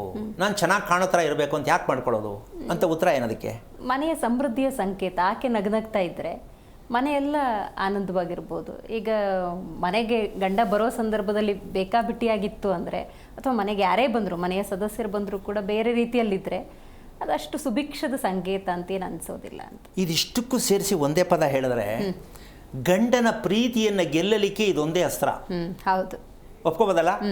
ಇಷ್ಟೇ. ಗಂಡನ ಪ್ರೀತಿಯನ್ನು ಹೇಳ್ದಂಗೆ ಅಮ್ಮ, ಎಷ್ಟೇ ಬೇಜಾರಾಗಿ ಬಂದರೂ ಮಹಾಲಕ್ಷ್ಮಿ ಥರ ಕಣ್ಣು ಕಂಡಾಗ ಎಂಥ ಗಂಡನು ಸಾಫ್ಟ್ ಆಗ್ತಾನೆ. ಅದು ಆಗದೆ ಇರೋ ನಾವೇನು ಮಾಡೋಕ್ಕಾಗಲ್ಲ, ಅಂಥವ್ರು ಇದ್ದಾರೆ. ಹೌದು. ಅಂತ ಮಾಡ್ಕೊಂಡ್ರು ಬಯೋ ಗಂಡಂದಿರು ಇದ್ದಾರೆ. ಹೌದು. ಏನಕ್ಕೆ ಇದೆಲ್ಲ ಸಿಂಗಾರ, ಎಲ್ಲಿಗೆ ಹೋಗ್ಬೇಕು, ಯಾರಿಗೋಸ್ಕರ ಅಯ್ಯೋ ಎಲ್ಲಿಗೋ ಸ್ಟೋರಿ ಎಲ್ಲೆಲ್ಲೋ ಹೋಗ್ಬಿಡುತ್ತದು. ಸೊ ಹಾಗಾಗಿ ಆ ಪ್ರೀತಿ, ಗಂಡನ ಪ್ರೀತಿಯನ್ನು ಗೆಲ್ಲಲಿಕ್ಕಾಗಿ ಇದನ್ನ ಮಾಡ್ಕೋಬೇಕು ಅಂತ ವಿಚಾರವೂ ಕೂಡ ಈ ಹೆಣ್ಣಿಗೆ ಅವಶ್ಯಕತೆ ಇರುತ್ತೆ. ಆದರೆ ಅಷ್ಟು ಪೇಷನ್ಸು ಇಲ್ಲ ಪಾಪ. ಎಷ್ಟು ಜನ ಮಾಡ್ಕೋಬೋದು, ಎಲ್ಲೋ ಯಾವತ್ತೋ ಮದುವೆ ಕರ್ಕೊಂಡೋದ್ರೆ, ಜಾತ್ರೆಗೆ ಹೋದ್ರೆ, ದೇವಸ್ಥಾನಕ್ಕೆ ಹೋದ್ರೆ ಮಾಡ್ಕೊಂಡು ಹೋಗ್ಬೋದೇನೋ. ಇನ್ನು ಮಿಕ್ಕದಾಗ ಅವ್ರ ಪರಿಸ್ಥಿತಿಗಳೇ ಬೇರೆ, ಅವ್ರ ಕಷ್ಟನೇ ಬೇರೆ, ಹೀಗಾಗಿರುತ್ತೆ. ಇದಕ್ಕೋಸ್ಕರವಾಗಿ ಕಷ್ಟ ಅಂತಕ್ಕಂಥದ್ದು ಬರೋದು ಯಾವುದಕ್ಕೆ ಅಂತಂದರೆ, ನಿಮ್ಮ ತೆಗೆದುಕೊಳ್ಳುವ ಆಹಾರ ಸೇವನೆ ಮಾಡ್ತಕ್ಕಂಥ ಆಹಾರವನ್ನು ನೀವು ಸರಿಯಾಗಿ ಗಮನಿಸದೇ ಇದ್ದಾಗ ಕಷ್ಟ, ದುಃಖ, ನೋವು, ರೋಗ ಎಲ್ಲವೂ ಬರುತ್ತೆ. ಇದನ್ನ ಎಷ್ಟೋ ಜನಕ್ಕೆ ಅರ್ಥವಾಗದೇ ಇರುವಂತ ವಿಷಯ ಇದು. ಗುರುಗಳೇ, ಕೆಲವೊಮ್ಮೆ ಒಂದು ಸಲ ಗರ್ಭಾವಸ್ಥೆ ಅಂತ ಆದಾಗ, ಒಂದು ಗರ್ಭಧಾರಣೆ ಆದ ನಂತರದಲ್ಲಿ ದೇಹದಲ್ಲಿ ಒಂದಷ್ಟು ವೈಪರೀತ್ಯಗಳಾಗುತ್ತೆ. ಈಗ ಬೊಜ್ಜು ಬರುವಂಥದ್ದು, ಅಥವಾ ಅಲ್ಲಿ ಕೂಡ ಕೆಲವೊಂದು ಹಾರ್ಮೋನ್ ವ್ಯತ್ಯಾಸ ಆಗೋದ್ರಿಂದಾಗಿ ಮನೋಸ್ಥಿತಿಗಳು ಕೂಡ ಬದಲಾಗುತ್ತೆ. ಅಂದರೆ ಪೇಷನ್ಸ್ ಲೆವೆಲ್ ಕಮ್ಮಿ ಆಗೋದು ಅಥವಾ ಹೆಚ್ಚಾಗೋದು, ಸನ್ನಿ ಥರ ಕುತ್ಕೊಳ್ಳೋದು, ಈ ಥರದ ಕೆಲವೊಂದು ಗುಣಗಳಲ್ಲೂ ವ್ಯತಿರಿಕ್ತತೆ ಆಗೋದ್ರಿಂದಾಗಿ ಅದು ಆಹಾರದ ಪರಿಣಾಮವೇ ಅಂತ ಹೇಳ್ತೀರಾ? ಎಲ್ಲದಕ್ಕಿಂತ ಇದಕ್ಕೆ ಇನ್ನೊಂದು ಚೂರು ಮುಂದಕ್ಕೆ ಹೋದರೆ ಒಂದು ಉದಾಹರಣೆ ಕೊಡ್ಬೋದು. ಒಂದು ಗಂಡು ಒಂದು ಹೆಣ್ಣು ಆ ಮಿಲನದ ಸಂಕೇತ ಇರತಕ್ಕಂತಹ ಒಂದು ವಿಚಾರದಲ್ಲಿ, ಆ ಸಂದರ್ಭದಲ್ಲಿ ದೈವಿಕವಾದ ಒಂದು ಸಂಕೇತವಾದ ರೀತಿಯಲ್ಲಿ ಇರಬೇಕು ಅಂತ ಹೇಳ್ತಾರೆ. ಆ ಸಂದರ್ಭಕ್ಕೆ ಹಾಗಂತ ದೇವ್ರ ಮುಂದೆನಾ, ಅಥವಾ ಫೋಟೋ ಇಟ್ಕೊಂಡ, ಅಥವಾ ದೇವ್ರು ನೋಡ್ಕೊಂಡ, ಅಥವಾ ಮಂತ್ರ ಹೇಳ್ಕೊಂಡ ಅಲ್ಲ. ಅದಕ್ಕೆ ಅದು ಬರುತ್ತದು ದೈವಿಕ ಸಂಕೇತವಾಗಿ ನಡ್ಕೋಬೇಕು ಅಂತ ಇರ್ತಕ್ಕಂಥ ವಿಚಾರ. ಅದು ಭಾವನೆ ಸ್ವಚ್ಛವಾಗಿರ್ಬೇಕು. ಎಸ್, ಆ ಭಾವನೆಗಿನ್ನ ಹೆಚ್ಚಾಗಿ ಇಲ್ಲಿ ನಾವು ಹಿಂದಕ್ಕೆ ಹೋಗ್ತಾ ಇರೋದು ಎಲ್ಲಿ ಅಂದರೆ, ದೇವಸ್ಥಾನಕ್ಕೆ ಹೋಗಿ ಹರಕೆ ಕಟ್ಕೊಳ್ಳೋದು, ದೇವರನ್ನ ಪ್ರಾರ್ಥನೆ ಮಾಡಿ, ವ್ರತಗಳನ್ನು ಮಾಡಿ ಮಗುವನ್ನು ಪಡ್ಕೊಳ್ಳೋದು, ಇದೆಲ್ಲ ಇತಿಹಾಸ ನಮ್ಮಲ್ಲಿದೆ. ಹೌದು. ಆದರೆ ಅದಕ್ಕೆಲ್ಲ ಮೀರಿ ಒಂದು ವಿಚಾರ ಇದೆ. ಅದಕ್ಕೆಲ್ಲ ಮೀರಿ ಯಾವುದದು ಸಂಸ್ಕಾರ ಅಂತಕ್ಕಂಥ ಒಂದು ಬಿಟ್ಟರೆ ಇನ್ನೇನು ಬರಲ್ಲ ನಮಗೆ. ಅದೊಂದೇ ಎಲ್ಲದಕ್ಕೂ ಹೇಳೋದು, ಯಾವ ವಿಷಯಕ್ಕೂ ಸಂಸ್ಕಾರ ಅಂದ್ಬಿಡ್ತಾರೆ. ಅದ್ರ ಅರ್ಥ ತಿಳ್ಕೊಳ್ಳೋಕೆ ಇನ್ನೂ ಎಷ್ಟು ಜನಕ್ಕೆ ಗೊತ್ತಾಗಿಲ್ಲ. ಸಂಸ್ಕಾರ ಅಂದರೆ ಏನು ಅಂತ ಎಷ್ಟು ಜನಕ್ಕೆ ಗೊತ್ತಿಲ್ಲ. ಏನು ಹೇಳ್ಕೊತಾರೆ ಹೇಳ್ಕೊಳ್ಳಿ. ಇಲ್ಲಿ ವಿಷಯ ಇಷ್ಟೇ, ಹೆಣ್ಣು ಗಂಡಿನ ಒಂದು ಆ ನಡೀತಕ್ಕಂಥ ಕ್ರಿಯೆಯ ಸಂದರ್ಭದಲ್ಲಿ ಉಸಿರಾಟದ ಕ್ರಮವನ್ನು ತಿಳ್ಕೊಂಡಿದ್ದಾಗ ಮಾತ್ರ ಅದು ಸಂತಾನಕ್ಕೆ ಪ್ರಾಪ್ತಿ. ಉಸಿರಾಟದ ಕ್ರಮ, ಆ ಉಸಿರಾಟದ ಕ್ರಮ ಇಬ್ಬರಿಗೂ ಒಂದೇ ರೀತಿಯಲ್ಲಿ ಉಸಿರಾಟ ಇದ್ದಾಗ, ಜೊತೆಗೆ ಹೆಣ್ಣಲ್ಲೋ ಗಂಡಲ್ಲೋ, ಇವಾಗ ನಾನು ಹೇಳ್ದಂಗೆ ಒಬ್ಬರಿಗೆ ಮೂಗರು ಕರೆಕ್ಟಾಗಿ ಉಸಿರು ಬರಲ್ಲ, ಅದು ಗಂಡನ ಗೊತ್ತಾ ಹೆಂಡತಿಗೆ ಗೊತ್ತಾ? ಈಗ ಆ ಸಂದರ್ಭಕ್ಕೆ ಚೆನ್ನಾಗಿರ್ಬೇಕು ಅಂತ ಯಾರು ಹೇಳ್ಕೊಡ್ತಾರೆ? ಹೇಳಿದ ಅರ್ಥ ಆಗ್ತಾ ಇದ್ದೀರಾ? ಪ್ರಕೃತಿತ್ವಾಗಿ ಬಂದಿರ್ಬೋದು ಅವರಿಗೆ ಮೂಗರ ಒಂದು ಉಸಿರಾಟ. ಇವಾಗ ಈಗಲೂ ಎರಡೂ ಕಡೆ ಒಂದೇ ಥರ ಉಸಿರಾಟ ಇಲ್ಲ, ಸಾಧ್ಯ. ಇದು 1 ಗಂಟೆ 1.5 ಗಂಟೆಗೆ ಸೆಕ್ಷನ್ ಚೇಂಜ್ ಆಗ್ತಾ ಹೋಗುತ್ತೆ. ಒಂದೇ ರೀತಿ ಉಸಿರಾಟ ಇದೆ ಅಂತ ನಾವು ಅಂದ್ಕೊಂಡಿದ್ದೀವಿ. ಇಲ್ಲಿ ಬಿಸಿ ಬರುತ್ತೆ, ಇಲ್ಲಿ ತಣ್ಣಗೆ ಬರುತ್ತೆ, ಇದು ಹಿಂಗೆ ಹೇಳ್ತಾ ಇದ್ದಾರೆ ಹೊರತು ಅದು ಎಷ್ಟು ಬೇಗ ಚೇಂಜ್ ಆಗುತ್ತೆ ಅಂತ ಇನ್ನೂ ಅರ್ಥ ಆಗಿಲ್ಲ. ಅವರವರ ದೇಹದ ಪ್ರಕೃತಿ ಮೇಲೆ 1 ಗಂಟೆ 1.5 ಗಂಟೆ 2 ಗಂಟೆ ಮೇಲೆ ಉಸಿರಾಡೋದು ಆ ಕಡೆ ಈ ಕಡೆ ಸೆಕ್ಷನ್ ಚೇಂಜ್ ಆಗುತ್ತೆ. ಚೇಂಜ್ ಆಗಲಿಲ್ಲ ಅಂತಕ್ಕಂಥದ್ದು ಮನಸ್ಸನ್ನು ಕಂಟ್ರೋಲ್ ಮಾಡೋಕ್ಕೆ ಆಗಲ್ಲ ಅವಾಗ. ಅದಕ್ಕೆ ಕೆಲವರು ದೇವ್ರ ಥರ ಮಾತಾಡ್ತಾರೆ, ತುಂಬ ಕಮ್ಮಿ ಮಾತಾಡ್ತಾರೆ. ಯಾಕೆ ಅಂತಂದರೆ ಉಸಿರಾಟ ಚೇಂಜಸ್ಗೆ ತಕ್ಕಂತೆ ಅವರು ಬುದ್ಧಿಯನ್ನು ಅಳವಡಿಸ್ಕೊಂಡು ಹೋಗ್ತಾರೆ, ಆ ಫ್ರೆಶ್ನೆಸ್ಗೆ ತಕ್ಕಂತೆ ಮಾತಾಡ್ತಾ ಹೋಗ್ತಾರೆ. ಆವಾಗ ಅವರು ದೇವರಾಗೋದು. ಇನ್ನು ಕೆಲವರು ಏನೋ ಹೆಂಗೆ ಬೇಕು ಹಂಗೆಲ್ಲ ಮಾತಾಡ್ತಿರ್ತಾರೆ, ಅರ್ಥನೂ ಇರಲ್ಲ, ಅದು ಏನೇನು ಅಂತ ಗೊತ್ತಾಗಲ್ಲ, ಸುಮ್ಮನೆ ಮಾತಾಡ್ತಿರ್ತಾರೆ. ಇಷ್ಟಕ್ಕೆಲ್ಲ ಮೂಲ ಕಾರಣ ನಮ್ಮ ಉಸಿರಾಟನೇ ಪ್ರಕ್ರಿಯೆ. ಖಂಡಿತ ಗುರುಗಳೇ, ಮಾತಾಡ್ತೀನಿ ಅದರ ಬಗ್ಗೆ ಸಂಪೂರ್ಣವಾಗಿ. ವೀಕ್ಷಕರೇ, ಇವತ್ತಿನ ನಮ್ಮ ಕಾರ್ಯಕ್ರಮದಲ್ಲಿ ಹೆಣ್ಣು ಮಕ್ಕಳ ಕುರಿತಂತೆ ನಾವು ಮಾತಾಡ್ತಾ ಇದ್ವಿ, ಹಲವಾರು ವಿಚಾರಗಳನ್ನು ತಿಳ್ಕೊಳ್ತಾ ಇದ್ವಿ. ಅದಕ್ಕಿಂತ ಮೂಲವಾಗಿ ನಾವು ನೋಡ್ತಾ ಹೋಗೋದಾದ್ರೆ ಇದೊಂದು ಜೀವನ ಪದ್ಧತಿ ಅಂತ ಹೇಳಿದ್ರೆ ತಪ್ಪಾಗೋದಿಲ್ಲ. ಅನಿಲ್ ಕುಮಾರ್ ಅಂತ ಪಿರಿಯಾಪಟ್ಟಣದಿಂದ ಕರೆ ಮಾಡಿದ್ದಾರೆ. ನಮಸ್ಕಾರ ಅನಿಲ್ ಕುಮಾರ್ ಅವ್ರಿಗೆ. ನಮಸ್ಕಾರ ಮೇಡಮ್ ಅವರೇ. ಯಾರ ಬಗ್ಗೆ ತಿಳ್ಕೊಳ್ಬೇಕಾಗಿತ್ತು? ಆರೋಗ್ಯ ಸಮಸ್ಯೆ, ಒಂದು ಹೊಟ್ಟೆ ನೋವು, ಭಯಂಕರ ನರ್ಕಸ ಮೇಡಮ್ ಅವರೇ. ಗೊತ್ತಾಯ್ತು. ನಕ್ಷತ್ರ ತಿಳಿಸ್ಬೋದಾ? ಅದು ಅಶ್ವಿನಿ ನಕ್ಷತ್ರ. ಗುರುಜಿ ಇದ್ದಾರೆ, ಮಾತಾಡಿ. ಹಲೋ, ಕೊಡಿ ಮೇಡಮ್ ಅವರೇ. ಹಲೋ ಹಲೋ, ಹಾಂ ಹೇಳಿಪ್ಪ. ಹಲೋ ಹಲೋ, ಹೇಳಿ, ಕೇಳಿಸ್ತಾ ಇಲ್ವಾ? ನಮ್ಮ ಹೆಸರು ಅನಿಲ್ ಕುಮಾರ್ ಅಂತ. ಗೊತ್ತಾಯ್ತು, ಹೇಳಿ. ನಿಮ್ಗೇನ ಸಮಸ್ಯೆ? ನಂಗೆ ಸಮಸ್ಯೆ ಆಗಿತ್ತು ಸರ್. ಅಶ್ವಿನಿ ನಕ್ಷತ್ರನಾ? ಹಾಂ, ಮೇಷ ನಕ್ಷತ್ರ. ಎಷ್ಟು ವಯಸ್ಸು ನಿಮಗೆ? ನನಗೆ ಈಗ 40 ವರ್ಷ ಆಯ್ತು. 40. ಮದುವೆ ಯಾವಾಗಾಯ್ತು? ಮದುವೆ ಆಗಿ ಹೆಂಡತಿ ತಾಯ್ಮನೆಯವಳೆ ಸರ್. ತಾಯ್ಮನೆಯವಳೆ. ಅಲ್ಲ, ಮದುವೆಯಾಗಿ ಎಷ್ಟು ವರ್ಷ ಆಯ್ತು? ಹೆಂಡತಿ ಎಲ್ಲ ಅವಳೆ ಅನ್ನೋ ಕೇಳಲೇ ಇಲ್ವಲ್ಲ? 4 ವರ್ಷ ಆಯ್ತು. ಓಕೆ. ದಾಂಪತ್ಯದ ವಿಚಾರದಲ್ಲಿ ಗಂಡ ಹೆಂಡತಿ ಏನೋ ಡಿಸ್ಟರ್ಬೆನ್ಸ್ ಇದೆ ನೋಡಿ ಅನಿಲ್ ಕುಮಾರ್ ಅವರೇ. ಓಕೆ, ಹೇಳಿ ಮೇಡಮ್ ಅವರೇ. ಗಂಡ ಹೆಂಡತಿ ಖುಷಿಯಾಗಿ ನೆಮ್ಮದಿಯಾಗಿದ್ದೀವಿ ಅಂತ ಅನ್ಸಿದ್ಯಾ? ಹೊಂದಾಣಿಕೆ ಇಲ್ಲ ಗುರುಜಿ, ಹೊಂದಾಣಿಕೆ ಇತ್ತಿಲ್ಲ ಗುರುಗಳೇ. ಯಾವಾಗ ಗೊತ್ತಾಯ್ತು ಹೊಂದಾಣಿಕೆ ಇಲ್ಲ ಅಂತ? ಸರ್ ಯಾವಾಗ ಗೊತ್ತಾಯ್ತು ಹೊಂದಾಣಿಕೆ ಇಲ್ಲ ಅಂತ ಅಂದೆ? ಇಲ್ಲ ಸರ್, ನಮ್ದು ಹೊಂದಾಣಿಕೆ ಆಗ್ಲಿಲ್ಲ. ಅವಳು ತಾಯಿ ಮನೆಗೆ ಉಳ್ಕೊಬಿಟ್ಲು. ಹಾಂ, ನಾವು ಹೋಗಿ ಗೌರಿ ಹಬ್ಬಕ್ಕೆ ಹೋದ್ರೆ ಬರ್ಲಿಲ್ಲ. ಏನು ಓದಿದ್ದೀರಾ ನೀವು? ಸರ್ ನಾನು 8 ಓದಿರೋದು. ಎಷ್ಟು? 8 ಗುರುಜಿ ಓದಿರೋ, 8 ಕ್ಲಾಸು. ಓಕೆ. ನಿಮ್ಮ ತಂದೆ ಯಾವ ಸೈಡ್ ತೀರೋದು? ಎಷ್ಟು ವರ್ಷ ಆಯ್ತು? ವಯಸ್ಸಾಗಿತ್ತು. ಎಷ್ಟು ವರ್ಷ ಆಯಿತು? ಅವ್ರು ತೀರೋಗಾಲ ಒಂದು 30 ವರ್ಷ ಆಯ್ತು ಸರ್. ಏನಾಗಿತ್ತು ಅಪ್ಪಂಗೆ? ಟಿ ಬಿ ಕಾಲೇ ಬಿದ್ದಿತ್ತು, ಟಿ ಬಿ ಕಾಲೇ ಬಂದ್ಬಿಟ್ಟಿತ್ತು. ಓಕೆ. ನೀವು ಬ್ಲಡ್ ಚೆಕ್ ಮಾಡಿಸಿದ್ರೆ ಯಾವಾಗಾದರೂ? ಇಲ್ಲ ಸರ್, ಯಾವ್ದು ಕೆಲಸ ಮಾಡ್ಕೊಳ್ಳಲ್ಲ, ನಾನು ಟೆನ್ಷನ್ ಮಾಡ್ಕೊಳ್ಳಲ್ಲ, ಭಾಳ ಚೆನ್ನಾಗಿ ಜೀವನ. ನಾನು ಕೇಳಿದ್ದು ಯಾವಾಗಾದರೂ ರಕ್ತ ಪರೀಕ್ಷೆ ಮಾಡಿಸಿದ್ರಾ? ಸರ್ ರಕ್ತ ಪರೀಕ್ಷೆ ಮಾಡ್ತಿದ್ದೆ. ಈ ಥರ ಹುಷಾರಂತ ಇಲ್ಲ, ನಾನು ನರ್ಕ ಬಿಡಿತ್ತು ಅಂತ ಯಾವತ್ತೂ ಮಾಡ್ತಿದ್ದೆ. ಯಾವಾಗ ಮಾಡಿಸಿದ್ರಿ? ಈಗ ನಾನು ಹುಷಾರಿರುತ್ತೆ ಹೋದ ತಪ್ಪು ಟೈಮಲ್ಲಿ ರಕ್ತ ಪರೀಕ್ಷೆ ಬೆಂಗಳೂರಲ್ಲಿ ಮೈಸೂರಲ್ಲೇ ಮಾಡ್ತಿದ್ದೆ. ಯಾವ ಕಾರಣಕ್ಕೆ ಮಾಡಿಸಿದ್ರಿ? ಯಾವ ಕಾರಣ? ಹೊಟ್ಟೆ ನೋವು, ಹೊಟ್ಟೆ ಬಾಡಿ, ಈ ತರ ನರ್ಕ ಬೆಳಗಾನವೇ ತಡೆ ಕಾಯ್ತಾಯ್ತಿಲ್ಲ ಸರ್. ಉಸಿರಾಟ ನಿಮ್ಮದು ಚೆನ್ನಾಗಿದೆಯಾ? ಗುರ್ತಿಸಿದ್ದೀರಾ? ಉಸಿರಾಟ ಸ್ವಲ್ಪ ನಮ್ದು ಚೆನ್ನಾಗಿಲ್ಲ ಸರ್, ಸಮಸ್ಯೆ ಇದೆ. ಒಂದು ನಿಮಿಷ, ಓಡ್ತಾ ಇದ್ದೀರಲ್ಲಪ್ಪ, ಅದೇ ಇರೋದು ನಿಮ್ಮದು ಸಮಸ್ಯೆ. ಸ್ವಲ್ಪ ಸಮಸ್ಯೆ ಸೈಡ್ ಆಗ್ಬಿಟ್ಟು ಮುಂದಕ್ಕೆ ಹೋಗ್ತಾ ಇದ್ದೀರಲ್ಲ. ಆರಾಮಾಗಿ ಮಾತಾಡಿ, ಸಮಾಧಾನದಲ್ಲಿ ಮಾತಾಡಿ ಅಂದಿಲ್ಲ ಅವ್ರು. ನಾನು ಕೇಳೋದು, ಮೂಗು ಸ್ವಲ್ಪ ಪ್ರಾಬ್ಲಮ್ ಆಗ್ಬಿಟ್ಟಿತ್ತು, ಮೂಗು. ಹೇಳಿ. ಅದು ಆಪರೇಷನ್ ಮಾಡ್ತಿದ್ದ, ಆಮೇಲೆ ಸರಿ ಆಯ್ತು. ಈಗ ನನ್ನದು ಸರಿ ಹೋಯ್ತಾ? ಮೂಗು ವಾಪಸ್ ಸರಿ ಆಯ್ತು. ಮತ್ತೆ ಸಮಸ್ಯೆ ಜಾಸ್ತಿನೇ ಆಯ್ತು ಸರ್. ಏನಾಯ್ತು? ಮೂಗು ಆಪರೇಷನ್ ಮಾಡಿದ ಸಮಸ್ಯೆ ಸರಿ ಆಯ್ತು. ಸರಿ, ಅದು ಪ್ರಾಬ್ಲಮ್ ಆಗಿ ಹೇಳಿದ್ದು. ಹೊಟ್ಟೆನೂ ಬಂದಿದ್ದು ಸರ್ ನನಗೆ. ನಿಧಾನ. ಈಗ ನಿಮ್ಗೆ ಕೋಪ, ಬೇಜಾರು ಎರಡರಲ್ಲಿ ಯಾವ್ದು ಜಾಸ್ತಿ? ಏನ್ ಸರ್? ಕೋಪ ಬರುತ್ತಾ, ಬೇಜಾರಾಗುತ್ತಾ ನಿಮ್ಗೆ? ಸರ್ ಈಗ ನನ್ಗೆ ಯಾವ ಪಾಪನಿಲ್ಲ ಸರ್, ಬಂದನಿಂದ ಬಹಳ ಬೇಜಾರಾಗ್ಬಿಡ್ತು ನನಗೆ. ಬಹಳ ವರ್ಷ ನರ್ಕ ಪಟ್ಬಿಟ್ಟೆ ನಾನು. ಮುಂಚೆ ಏನು ಸಮಸ್ಯೆ ಇರಲಿಲ್ಲ, ಇದು ಬಂದ ಮೇಲೆ ನನಗೆ ಬೇಜಾರು, ಕೋಪ ಇಲ್ಲ ಅಂತ. ಇಲ್ಲಿ ವಿಚಾರ ಕೋಪ ಅನ್ನೋದು ಬೇಜಾರಿಲ್ಲ ಸರ್, ಇದು ಬಂದನಿಂದ ನನಗೆ ಬಹಳ ಬೇಜಾರಾಗ್ಬಿಡ್ತು. ಖರ್ಚಾಯ್ತು ಹೊರತು. ಜ್ವರ ಬಂದ್ರೆ ಎಷ್ಟು ದಿನ ಇರುತ್ತೆ ನಿಮ್ಗೆ? ಸರ್ ಜ್ವರ ಬಂದ್ರೆ ಎಷ್ಟು ದಿನ ಇರುತ್ತೆ? ಜ್ವರ ಬಂದ್ರೆ ಅಪ್ರೂಪ 2 ವರ್ಷಕ್ಕೊಂದು ಜ್ವರ ಬರ್ತದೆ ಸರ್. 2 ವರ್ಷಕ್ಕೆ ಒಂದೇ ಜ್ವರ ಬರೋದು ನನಗೆ. ಆಯ್ತಪ್ಪ, ಎಷ್ಟು ದಿನ ಇರುತ್ತೆ? ಅದೇ ಸರ್, ಆಸ್ಪತ್ರೆಗೆ ಹೋಗಿ ಒಂದು 2 ದಿನ ಇರ್ತದೆ ಸರ್. 2 ದಿವಸ 2 months ಇರ್ತದೆ. ಅದು ನಿಮಗೆ ವಿಶೇಷವಾಗಿ ಚಿಕನ್ ಗುನ್ಯಾನ, ವೈರಲ್ ಫೀವರ ಈ ರೀತಿ ಬಂದಿತ್ತಾ? ಮಾಮೂಲಿ ಜ್ವರ ಬಂದಿತ್ತಾ? ಇಲ್ಲ, ಯಾವುದಿಲ್ಲ ಸರ್, ಅದ್ಯಾವುದೂ ಇಲ್ಲ ಸರ್. ಓಕೆ. ಈಗ ಇಲ್ಲಿ ಇವರಿಗೆ ಅತಿ ಮುಖ್ಯವಾಗಿದ್ದು ಹೊಟ್ಟೆಯಲ್ಲಿ ನೋವು. ಇದು ಇವರಿಗೆ ಸಮಸ್ಯೆ ಅಂತ ಅನ್ಕೊಂಡ್ಬಿಟ್ಟಿದ್ದಾರೆ. ಇಲ್ಲಿ ಮುಖ್ಯವಾಗಿ ಏನಪ್ಪ ಅಂದರೆ, ಏನು ಊಟ ತಿಂತಾರೋ ಅದು ಕಂಪ್ಲೀಟಾಗಿ ಕರಗಿ ಹೊರಗೆ ಬರಲಿಕ್ಕೆ ಅವಕಾಶನೇ ಇಲ್ಲ. ಫಸ್ಟ್ ಒನ್ ಏರ್ ಲಾಕ್ ಆಗಿದೆ. ನಮ್ಮ ಜನಕ್ಕೆ ಇದನ್ನು ಓಪನ್ ಮಾಡಿ ಹೇಳಿದ್ರೆ ತುಂಬ ಕಷ್ಟ ಆಗ್ತದೆ. ಯಾಕೆ ಅಂತಂದರೆ, ನಾವು ಉಸಿರಾಡೋದು ಎಷ್ಟು ಮುಖ್ಯನೋ ಅದೂ ಅಷ್ಟೇ ಮುಖ್ಯ ಅಂತ ನಮ್ಮ ಜನಕ್ಕಿನ್ನೂ ಅರ್ಥ ಆಗಿಲ್ಲ. ಅದು ಬಿಡ್ರಿ, ಅದೇನೋ ಅದು ಹೋದಾಗ ಹಂಗೆ ಹಿಂಗೆ ಕತೆ ಹೇಳ್ಕೊಂಡೆ ಕಾಲ ಕಳೀತಾರೆ ಹೊರತು ಅಲ್ಲ. ಯಾಕೆ ಅಂದರೆ ಪ್ರಾಣಾಪಾನ, ಭಗವಂತನಲ್ಲಿ ಇರುವಂಥ ಸ್ಥಾನ ಯಾವುದು? ಪ್ರಾಣಾಪಾನ. ಪ್ರಾಣ ಅಪಾನ ಬೇರೆ ಅಲ್ಲ, ಪ್ರಾಣಾಪಾನ. ಇದು ನಾವು ಎಷ್ಟು ಜನ ತಿಳ್ಕೊಂಡಿದ್ದೀವಿ ಅಂತ ಗೊತ್ತಾಗ್ತಾ ಇಲ್ಲ. ಈ ಮನುಷ್ಯನಿಗೆ ಏನು ಸಮಸ್ಯೆ ಇಲ್ಲ. ಈಗ ಇವರಿಗೆ ಮೂಗು ಕಟ್ಕೊಂಡು ಆಪರೇಷನ್ ಆಯ್ತು, ಇವತ್ತು ಮಾತಾಡಿದ ವಿಚಾರನೂ ಅದೇ ಆಯಿತು. ಇವ್ರ ಸಮಸ್ಯೆ ಇರ್ತಕ್ಕಂಥ ಉಸಿರಾಟದ್ದೇ.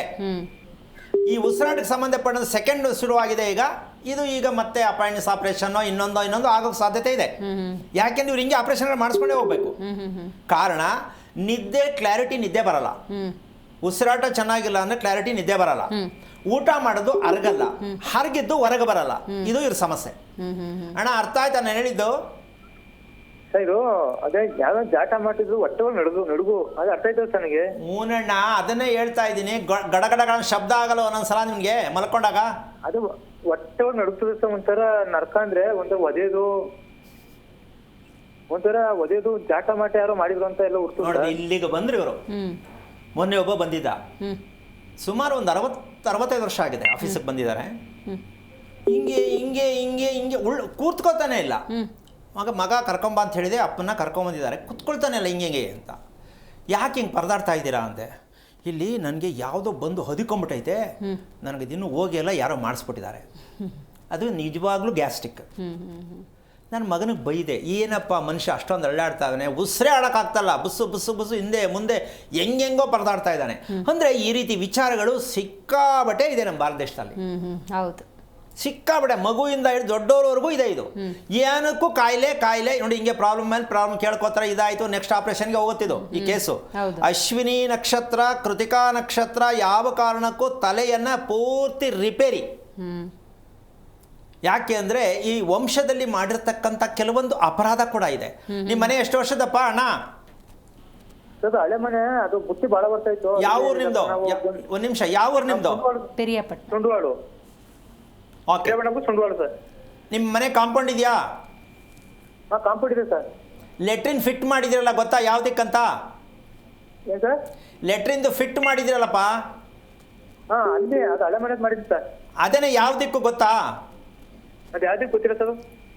ಏನು ಮಾಡಪ್ಪ ಹೇಳೋದು ನಿನಗೆ ಇವಾಗ? ಯಾವ್ದಕ್ಕೆ ಗೊತ್ತಿಲ್ಲ ಅಂತ ನಾನು ಏನು ಹೇಳೋಕ್ಕಾಗತ್ತೆ? ಆ ಫಿಟ್ಟು ಇತ್ಲು ಕಡೆ ಇತ್ಲು ಕಡೆ ಇತ್ಲ ಕಡೆ ಸರಿಪ್ಪ. ದಿಕ್ಕು ಯಾವುದು? ದಿಕ್ಕು ಯಾವುದು? ಇತ್ತು ಸರ್, ಇದು ಉತ್ತರ ಪಶ್ಚಿಮ ಕಡೆ ಇದೆ ಸರ್. ಅಂದರೆ ಪಶ್ಚಿಮ ವಾಯುದಲ್ಲಿದೆ. ಹೌದು ಸರ್. ದಿನ ಮಾತ್ರೆ ತಿನ್ನಬೇಕು ಅಂತಕ್ಕಂಥದ್ದಕ್ಕೆ ಆ ಫಿಟ್ಟು ಕಾರಣ ಆಗುತ್ತೆ. ಯಾರು ಬೇಕಾದ್ರೂ ಮನೇಲಿರೋರೆಲ್ಲ ಮಾತ್ರೆ ತಿನ್ನಬೇಕು. ಕಾಲು ನೋವು, ಮಂಡಿ ನೋವು, ತಲೆನೋವು, ಮಾತ್ರೆ ತಿನ್ನಬೇಕು. ಈ ಫಿಟ್ಟನ್ನು ಸ್ವಲ್ಪ ಸರಿ ಮಾಡೋಕ್ಕೆ ಸರಿಯಾಗಿ ತಿಳ್ಕೊಂಡು ಒಂಚೂರು ಸರಿ ಮಾಡು. ನಿನ್ನ ಹೆಂಡ್ತಿನೂ ವಾಪಸ್ ಬರ್ತಾಳೆ, ಅವಳೇ ಫೋನ್ ಮಾಡ್ತಾಳೆ, ನಿನಗೆ ರೋಗನೂ ಕಮ್ಮಿ ಆಗತ್ತೆ. ಮಾಡ್ತೀಯ ಅಣ್ಣ? ಏನ್ ಮಾಡ್ಬೇಕು ಸರ್? ಫಿಟ್ ಚೇಂಜ್ ಮಾಡು, ಬದಲಾವಣೆ.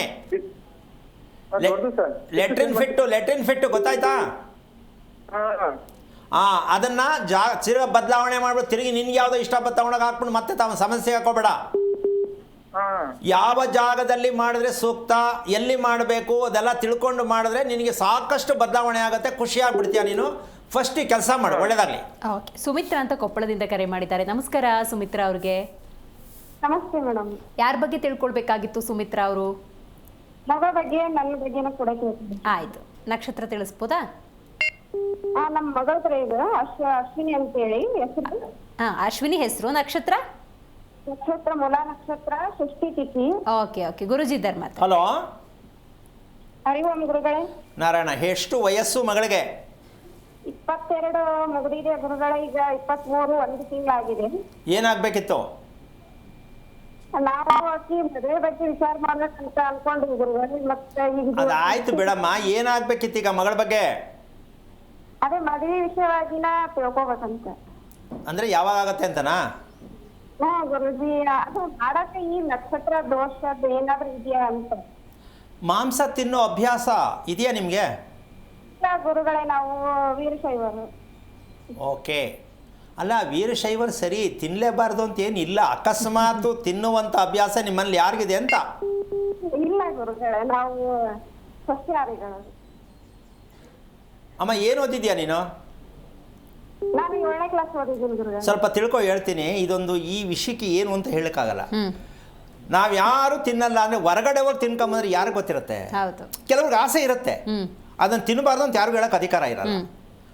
ಇವರು ಇಲ್ಲ ನಾವು ತಿನ್ನಲ್ಲ ಅಂದರೆ ಒಪ್ಕೊಳ್ಳಿ, ನೀವು ಮಾತಾಡಿ. ಆದರೆ ಇಲ್ಲಿ ಮಗು ಹುಟ್ಟಿರ್ತಕ್ಕಂತಹ ಒಂದು ಲೆಕ್ಕಾಚಾರದಲ್ಲಿ ಅಮ್ಮ ಕೇಳಿಸ್ಕೊತಿದ್ಯಾ? ನಿಮ್ಮ ಯಜಮಾನ್ ಏನು ಕೆಲಸ ಮಾಡೋದು? ಅವರು ಟೀಚರ್ ಇದ್ದಾರೆ ಗುರುಗಳೇ. ಕೃಷಿ? ಇಲ್ಲ, ಟೀಚರ್ ಕೆಲಸ ಮಾಡ್ತಿದ್ದಾರೆ. ಏನು ಕೇಳಿಸ್ತಿಲ್ಲಮ್ಮ ನೀನು? ಟೀಚರ್ ಕೆಲಸ ಮಾಡ್ತಿದ್ದಾರೆ. ಟೀಚರ್. ಓಕೆ, ನಿಮ್ಮ ಯಜಮಾನರು ರಾತ್ರಿ ಅಂದರೆ ಊಟ ಮಾಡ್ತಕ್ಕಂಥದ್ದು ಏನು ಸಮಯಕ್ಕೆ ಊಟ ಮಾಡ್ತಾರೆ?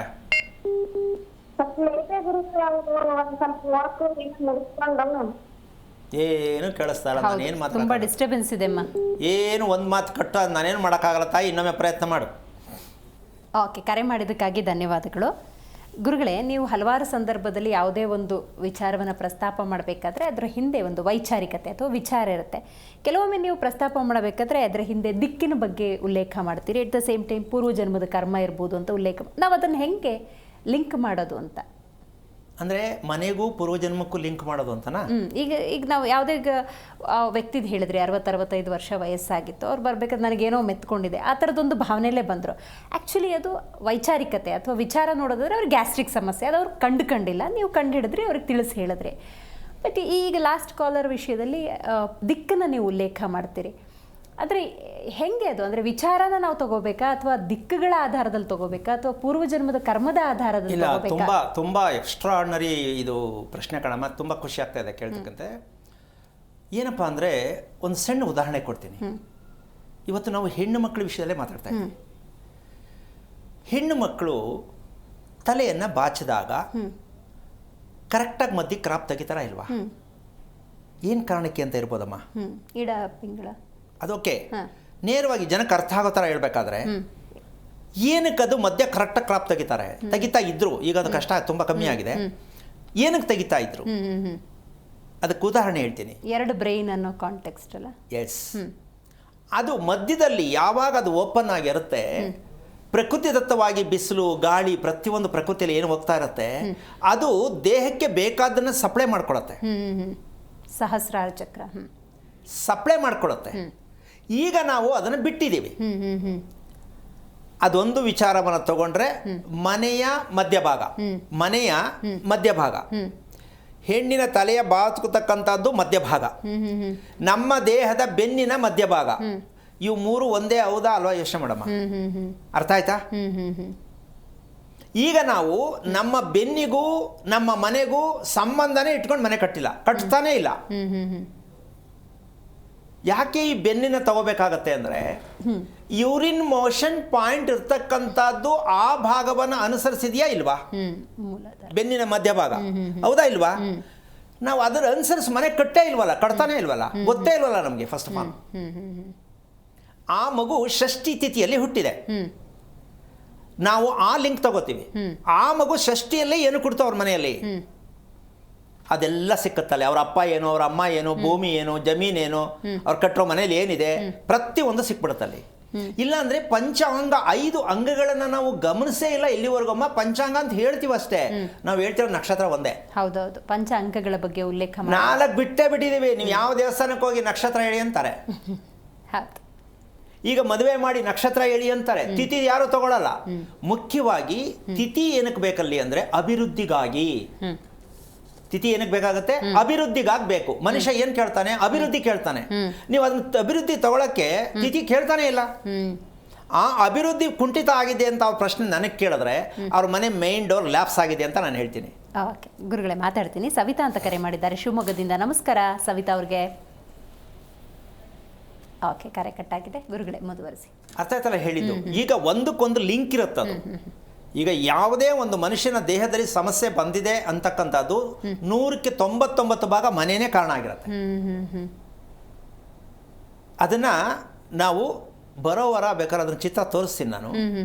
ಯಾಕೆ ಅಂತಂದ್ರೆ ನಿಖರವಾಗಿ ಮಾಹಿತಿ ಹೇಳಬೇಕಂದ್ರೆ ನಮ್ಮ ನಾಭಿಯಲ್ಲಿ ನಾವು ಯಾವ ಕಾರಣಕ್ಕೂ ಉಸಿರಾಟವನ್ನು ಆಡಬೇಕು ಅಂತಕ್ಕಂಥ ಪ್ರಜ್ಞೆ ನಮ್ಗೆ ಗೊತ್ತೇ ಇಲ್ಲ.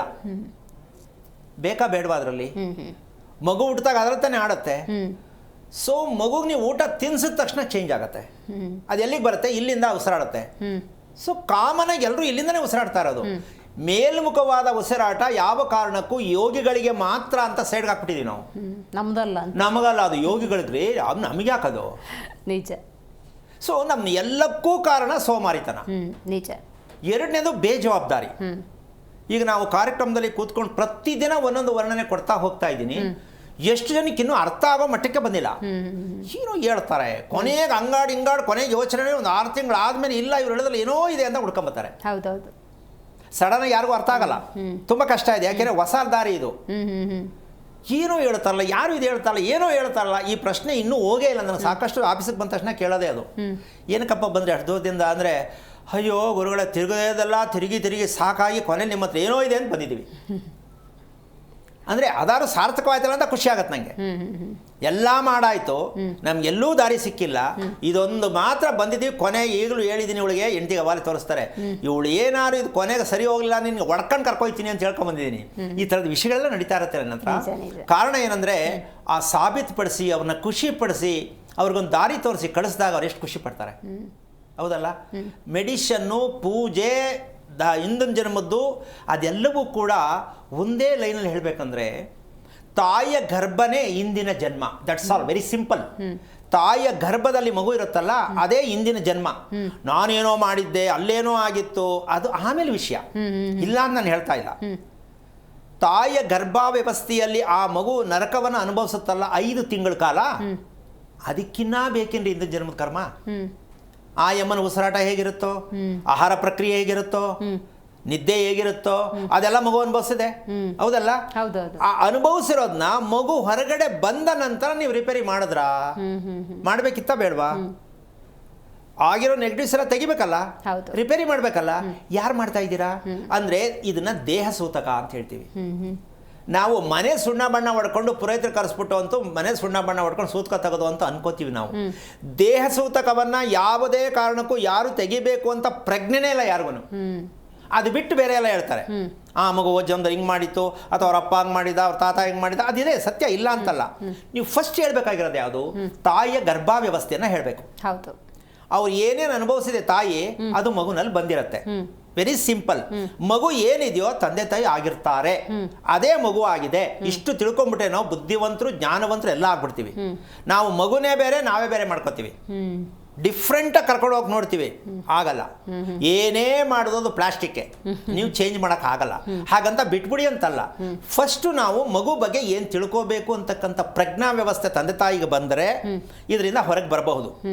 ನಾವು ಪ್ರಜ್ಞಾ ವ್ಯವಸ್ಥೆಗೆ ಯಾವುದೇ ಜ್ಯೋತಿಷಿ ಆದವನು, ಎಂಥ ಘನಪಂಡಿತ ಆದವನು ಕೂಡ ದೇಹದ ಸೂತಕವನ್ನು ತೆಗಿಬೇಕು ಹೇಳ್ತೀವಿ ನಾವು. ದೇಹ ಮೂರಿದೆ: ಸ್ಥೂಲ ದೇಹ, ಸೂಕ್ಷ್ಮ ದೇಹ, ಆಯ್ತಾ, ಪ್ರಾಣ ಶರೀರ, 3 ದೇಹ ಹೇಳ್ತೀವಿ ನಾವು. ಆದರೆ ಆ 3 ವಿಂಗಡಣೆ ಮಾಡೋದಕ್ಕೆ ಮನೆಯೇ ಕಾರಣ ಆಗತ್ತೆ. ಅದಕ್ಕೆ ಸಣ್ಣ ಉದಾಹರಣೆ, ಮನೆಯನ್ನ 2 ಭಾಗವನ್ನ ನಮ್ಮ ದೇಹದಲ್ಲಿ ಹೆಣ್ಣು ಮಕ್ಕಳ ತಲೆ ಮಧ್ಯಭಾಗ ಹೇಗೆ ಓಪನ್ ಇರುತ್ತೋ, ಮಧ್ಯ ರಸ್ತೆ ಹೇಗಿರುತ್ತೋ ಹಾಗೆ ಮನೆ ಬಾಗಿಲು ಆ ಥರ ಇದೆಯಾ ಯಾರ ಮನೇಲಾದ್ರೂ ಸ್ವಲ್ಪ ಯೋಚನೆ ಮಾಡಮ್ಮ. ಆ ಥರ ಬಾಗಿಲು ಇಡಬೇಕಾ ಬೇಡವಾ? ಇರಬೇಕಾಗ್ತದೆ. ಅದಕ್ಕೆ ಇಂದ್ರದ್ವಾರ ಅಂತೀವಿ. ಆ ಥರ ಇಟ್ಟರೆ ಪಶ್ಚಿಮದಲ್ಲಿಟ್ಟೆ ವರ್ಣದ್ವಾರ ಅಂತ ಹೇಳ್ತೀವಿ.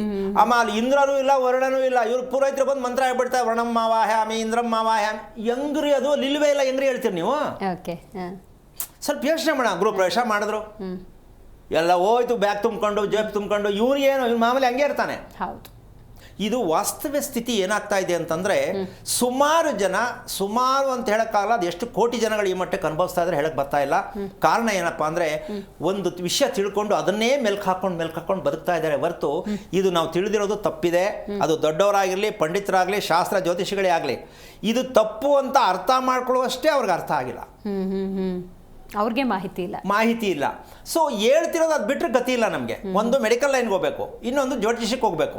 ಇದೆರಡು ಬಿಟ್ಟರೆ ಮನುಷ್ಯನಿಗೆ ಬದುಕೋಕೆ ಜಾಗನೇ ಇಲ್ಲ. ಆ ಮಟ್ಟಕ್ಕೆ ಹೊರಟೋಗಿದ್ದಾರೆ ಇವಾಗ. ಈ ಎರಡೂ ಕೂಡ ಅದೆಷ್ಟು ಸರಿ ಅಂತ ಅವರೇ ಡಿಸೈಡ್ ಮಾಡ್ಕೋಬೇಕು. ಸಿಗ್ತಾ ಇಲ್ಲ. ಕಾರಣಗಳು ಹುಡ್ಕೊಂಡು ಹೋಗ್ತಾರೆ ಹೊರತು ಇದು ಮಾಡಿ, ಇದು ಬಂದಿದೆಯಾ, ಇದು ಮಾಡಿ.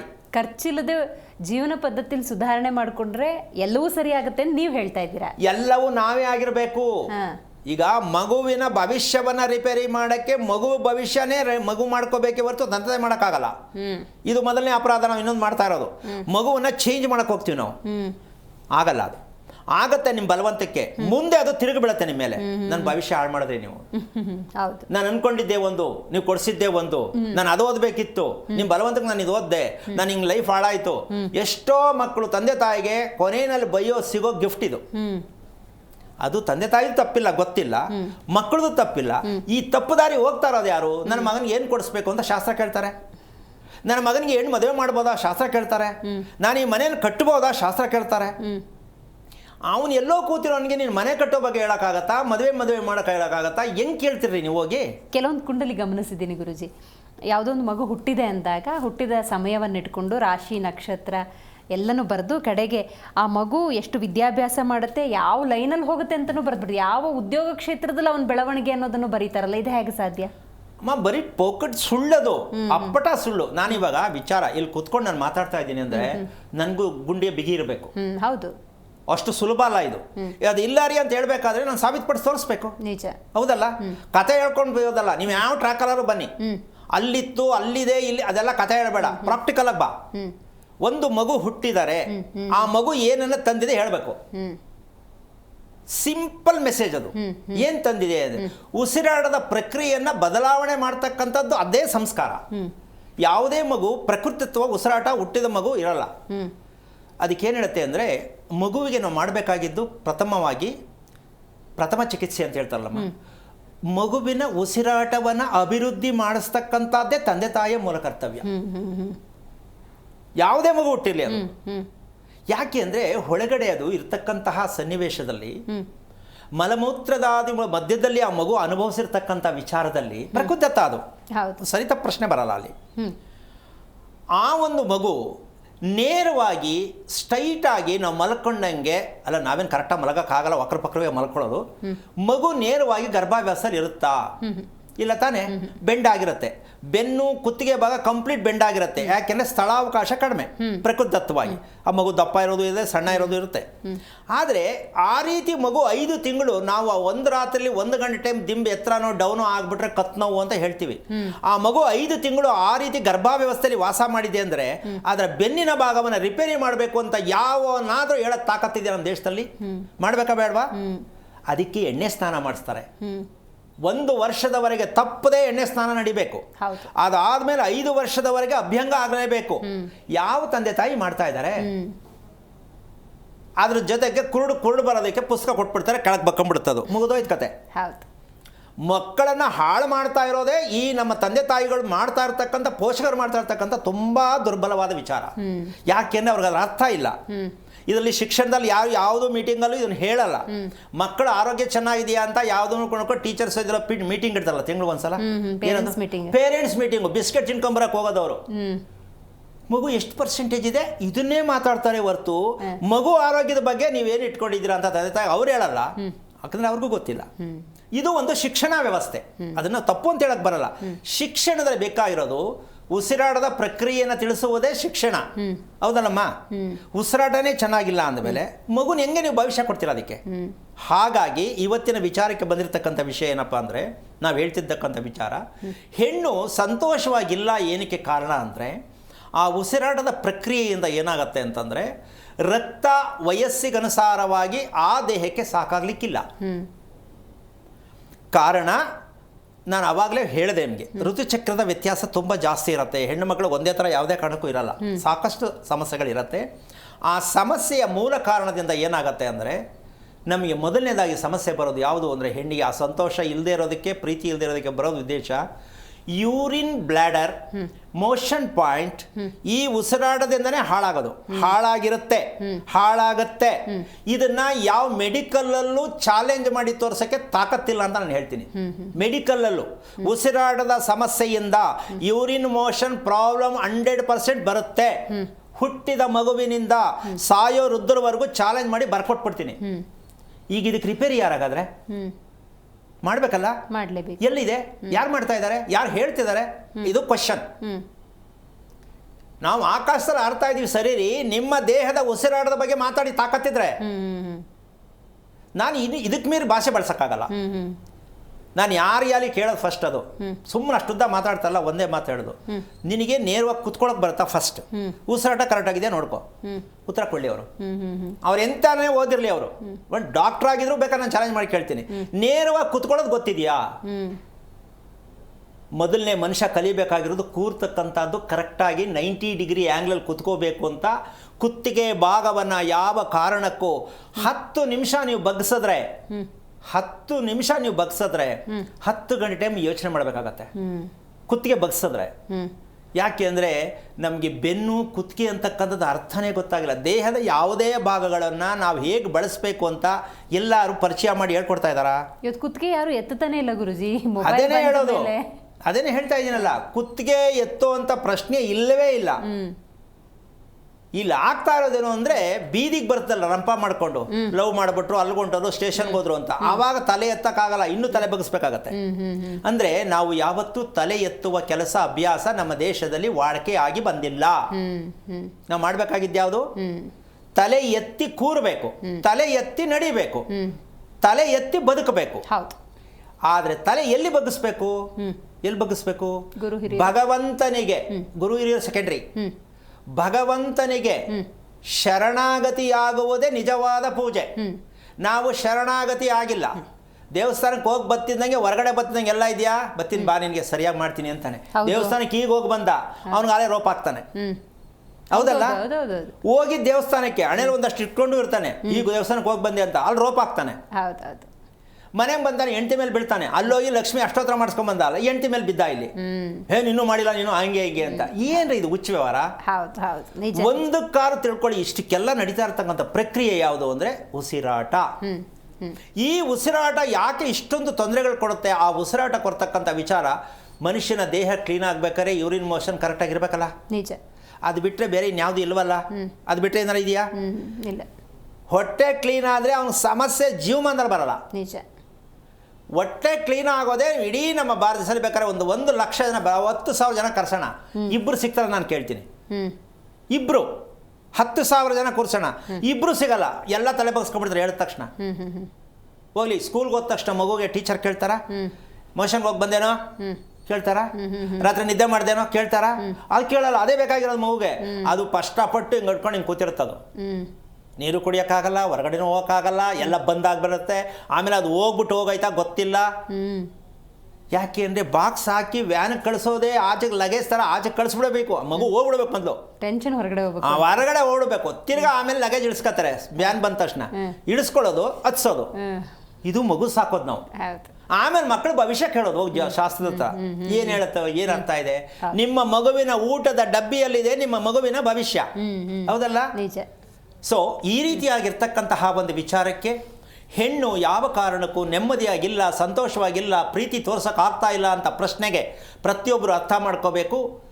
ನಾವು ಎಷ್ಟು ಗೌಪ್ಯವಾಗಿರ್ತಕ್ಕಂತಹ ಗುಪ್ತಾಂಗಗಳ ಒಂದು ಪರಿಚಯವನ್ನು ಮಾಡಿಕೊಳ್ಳದೆ ಇದ್ದಾಗ ಮಕ್ಕಳ ಭವಿಷ್ಯವನ್ನು ಹಾಳು ಮಾಡ್ತಾ ಇದ್ದೀವಿ ಅಂತ ಪ್ರತಿಯೊಬ್ಬರು ತಿಳ್ಕೋಬೇಕು.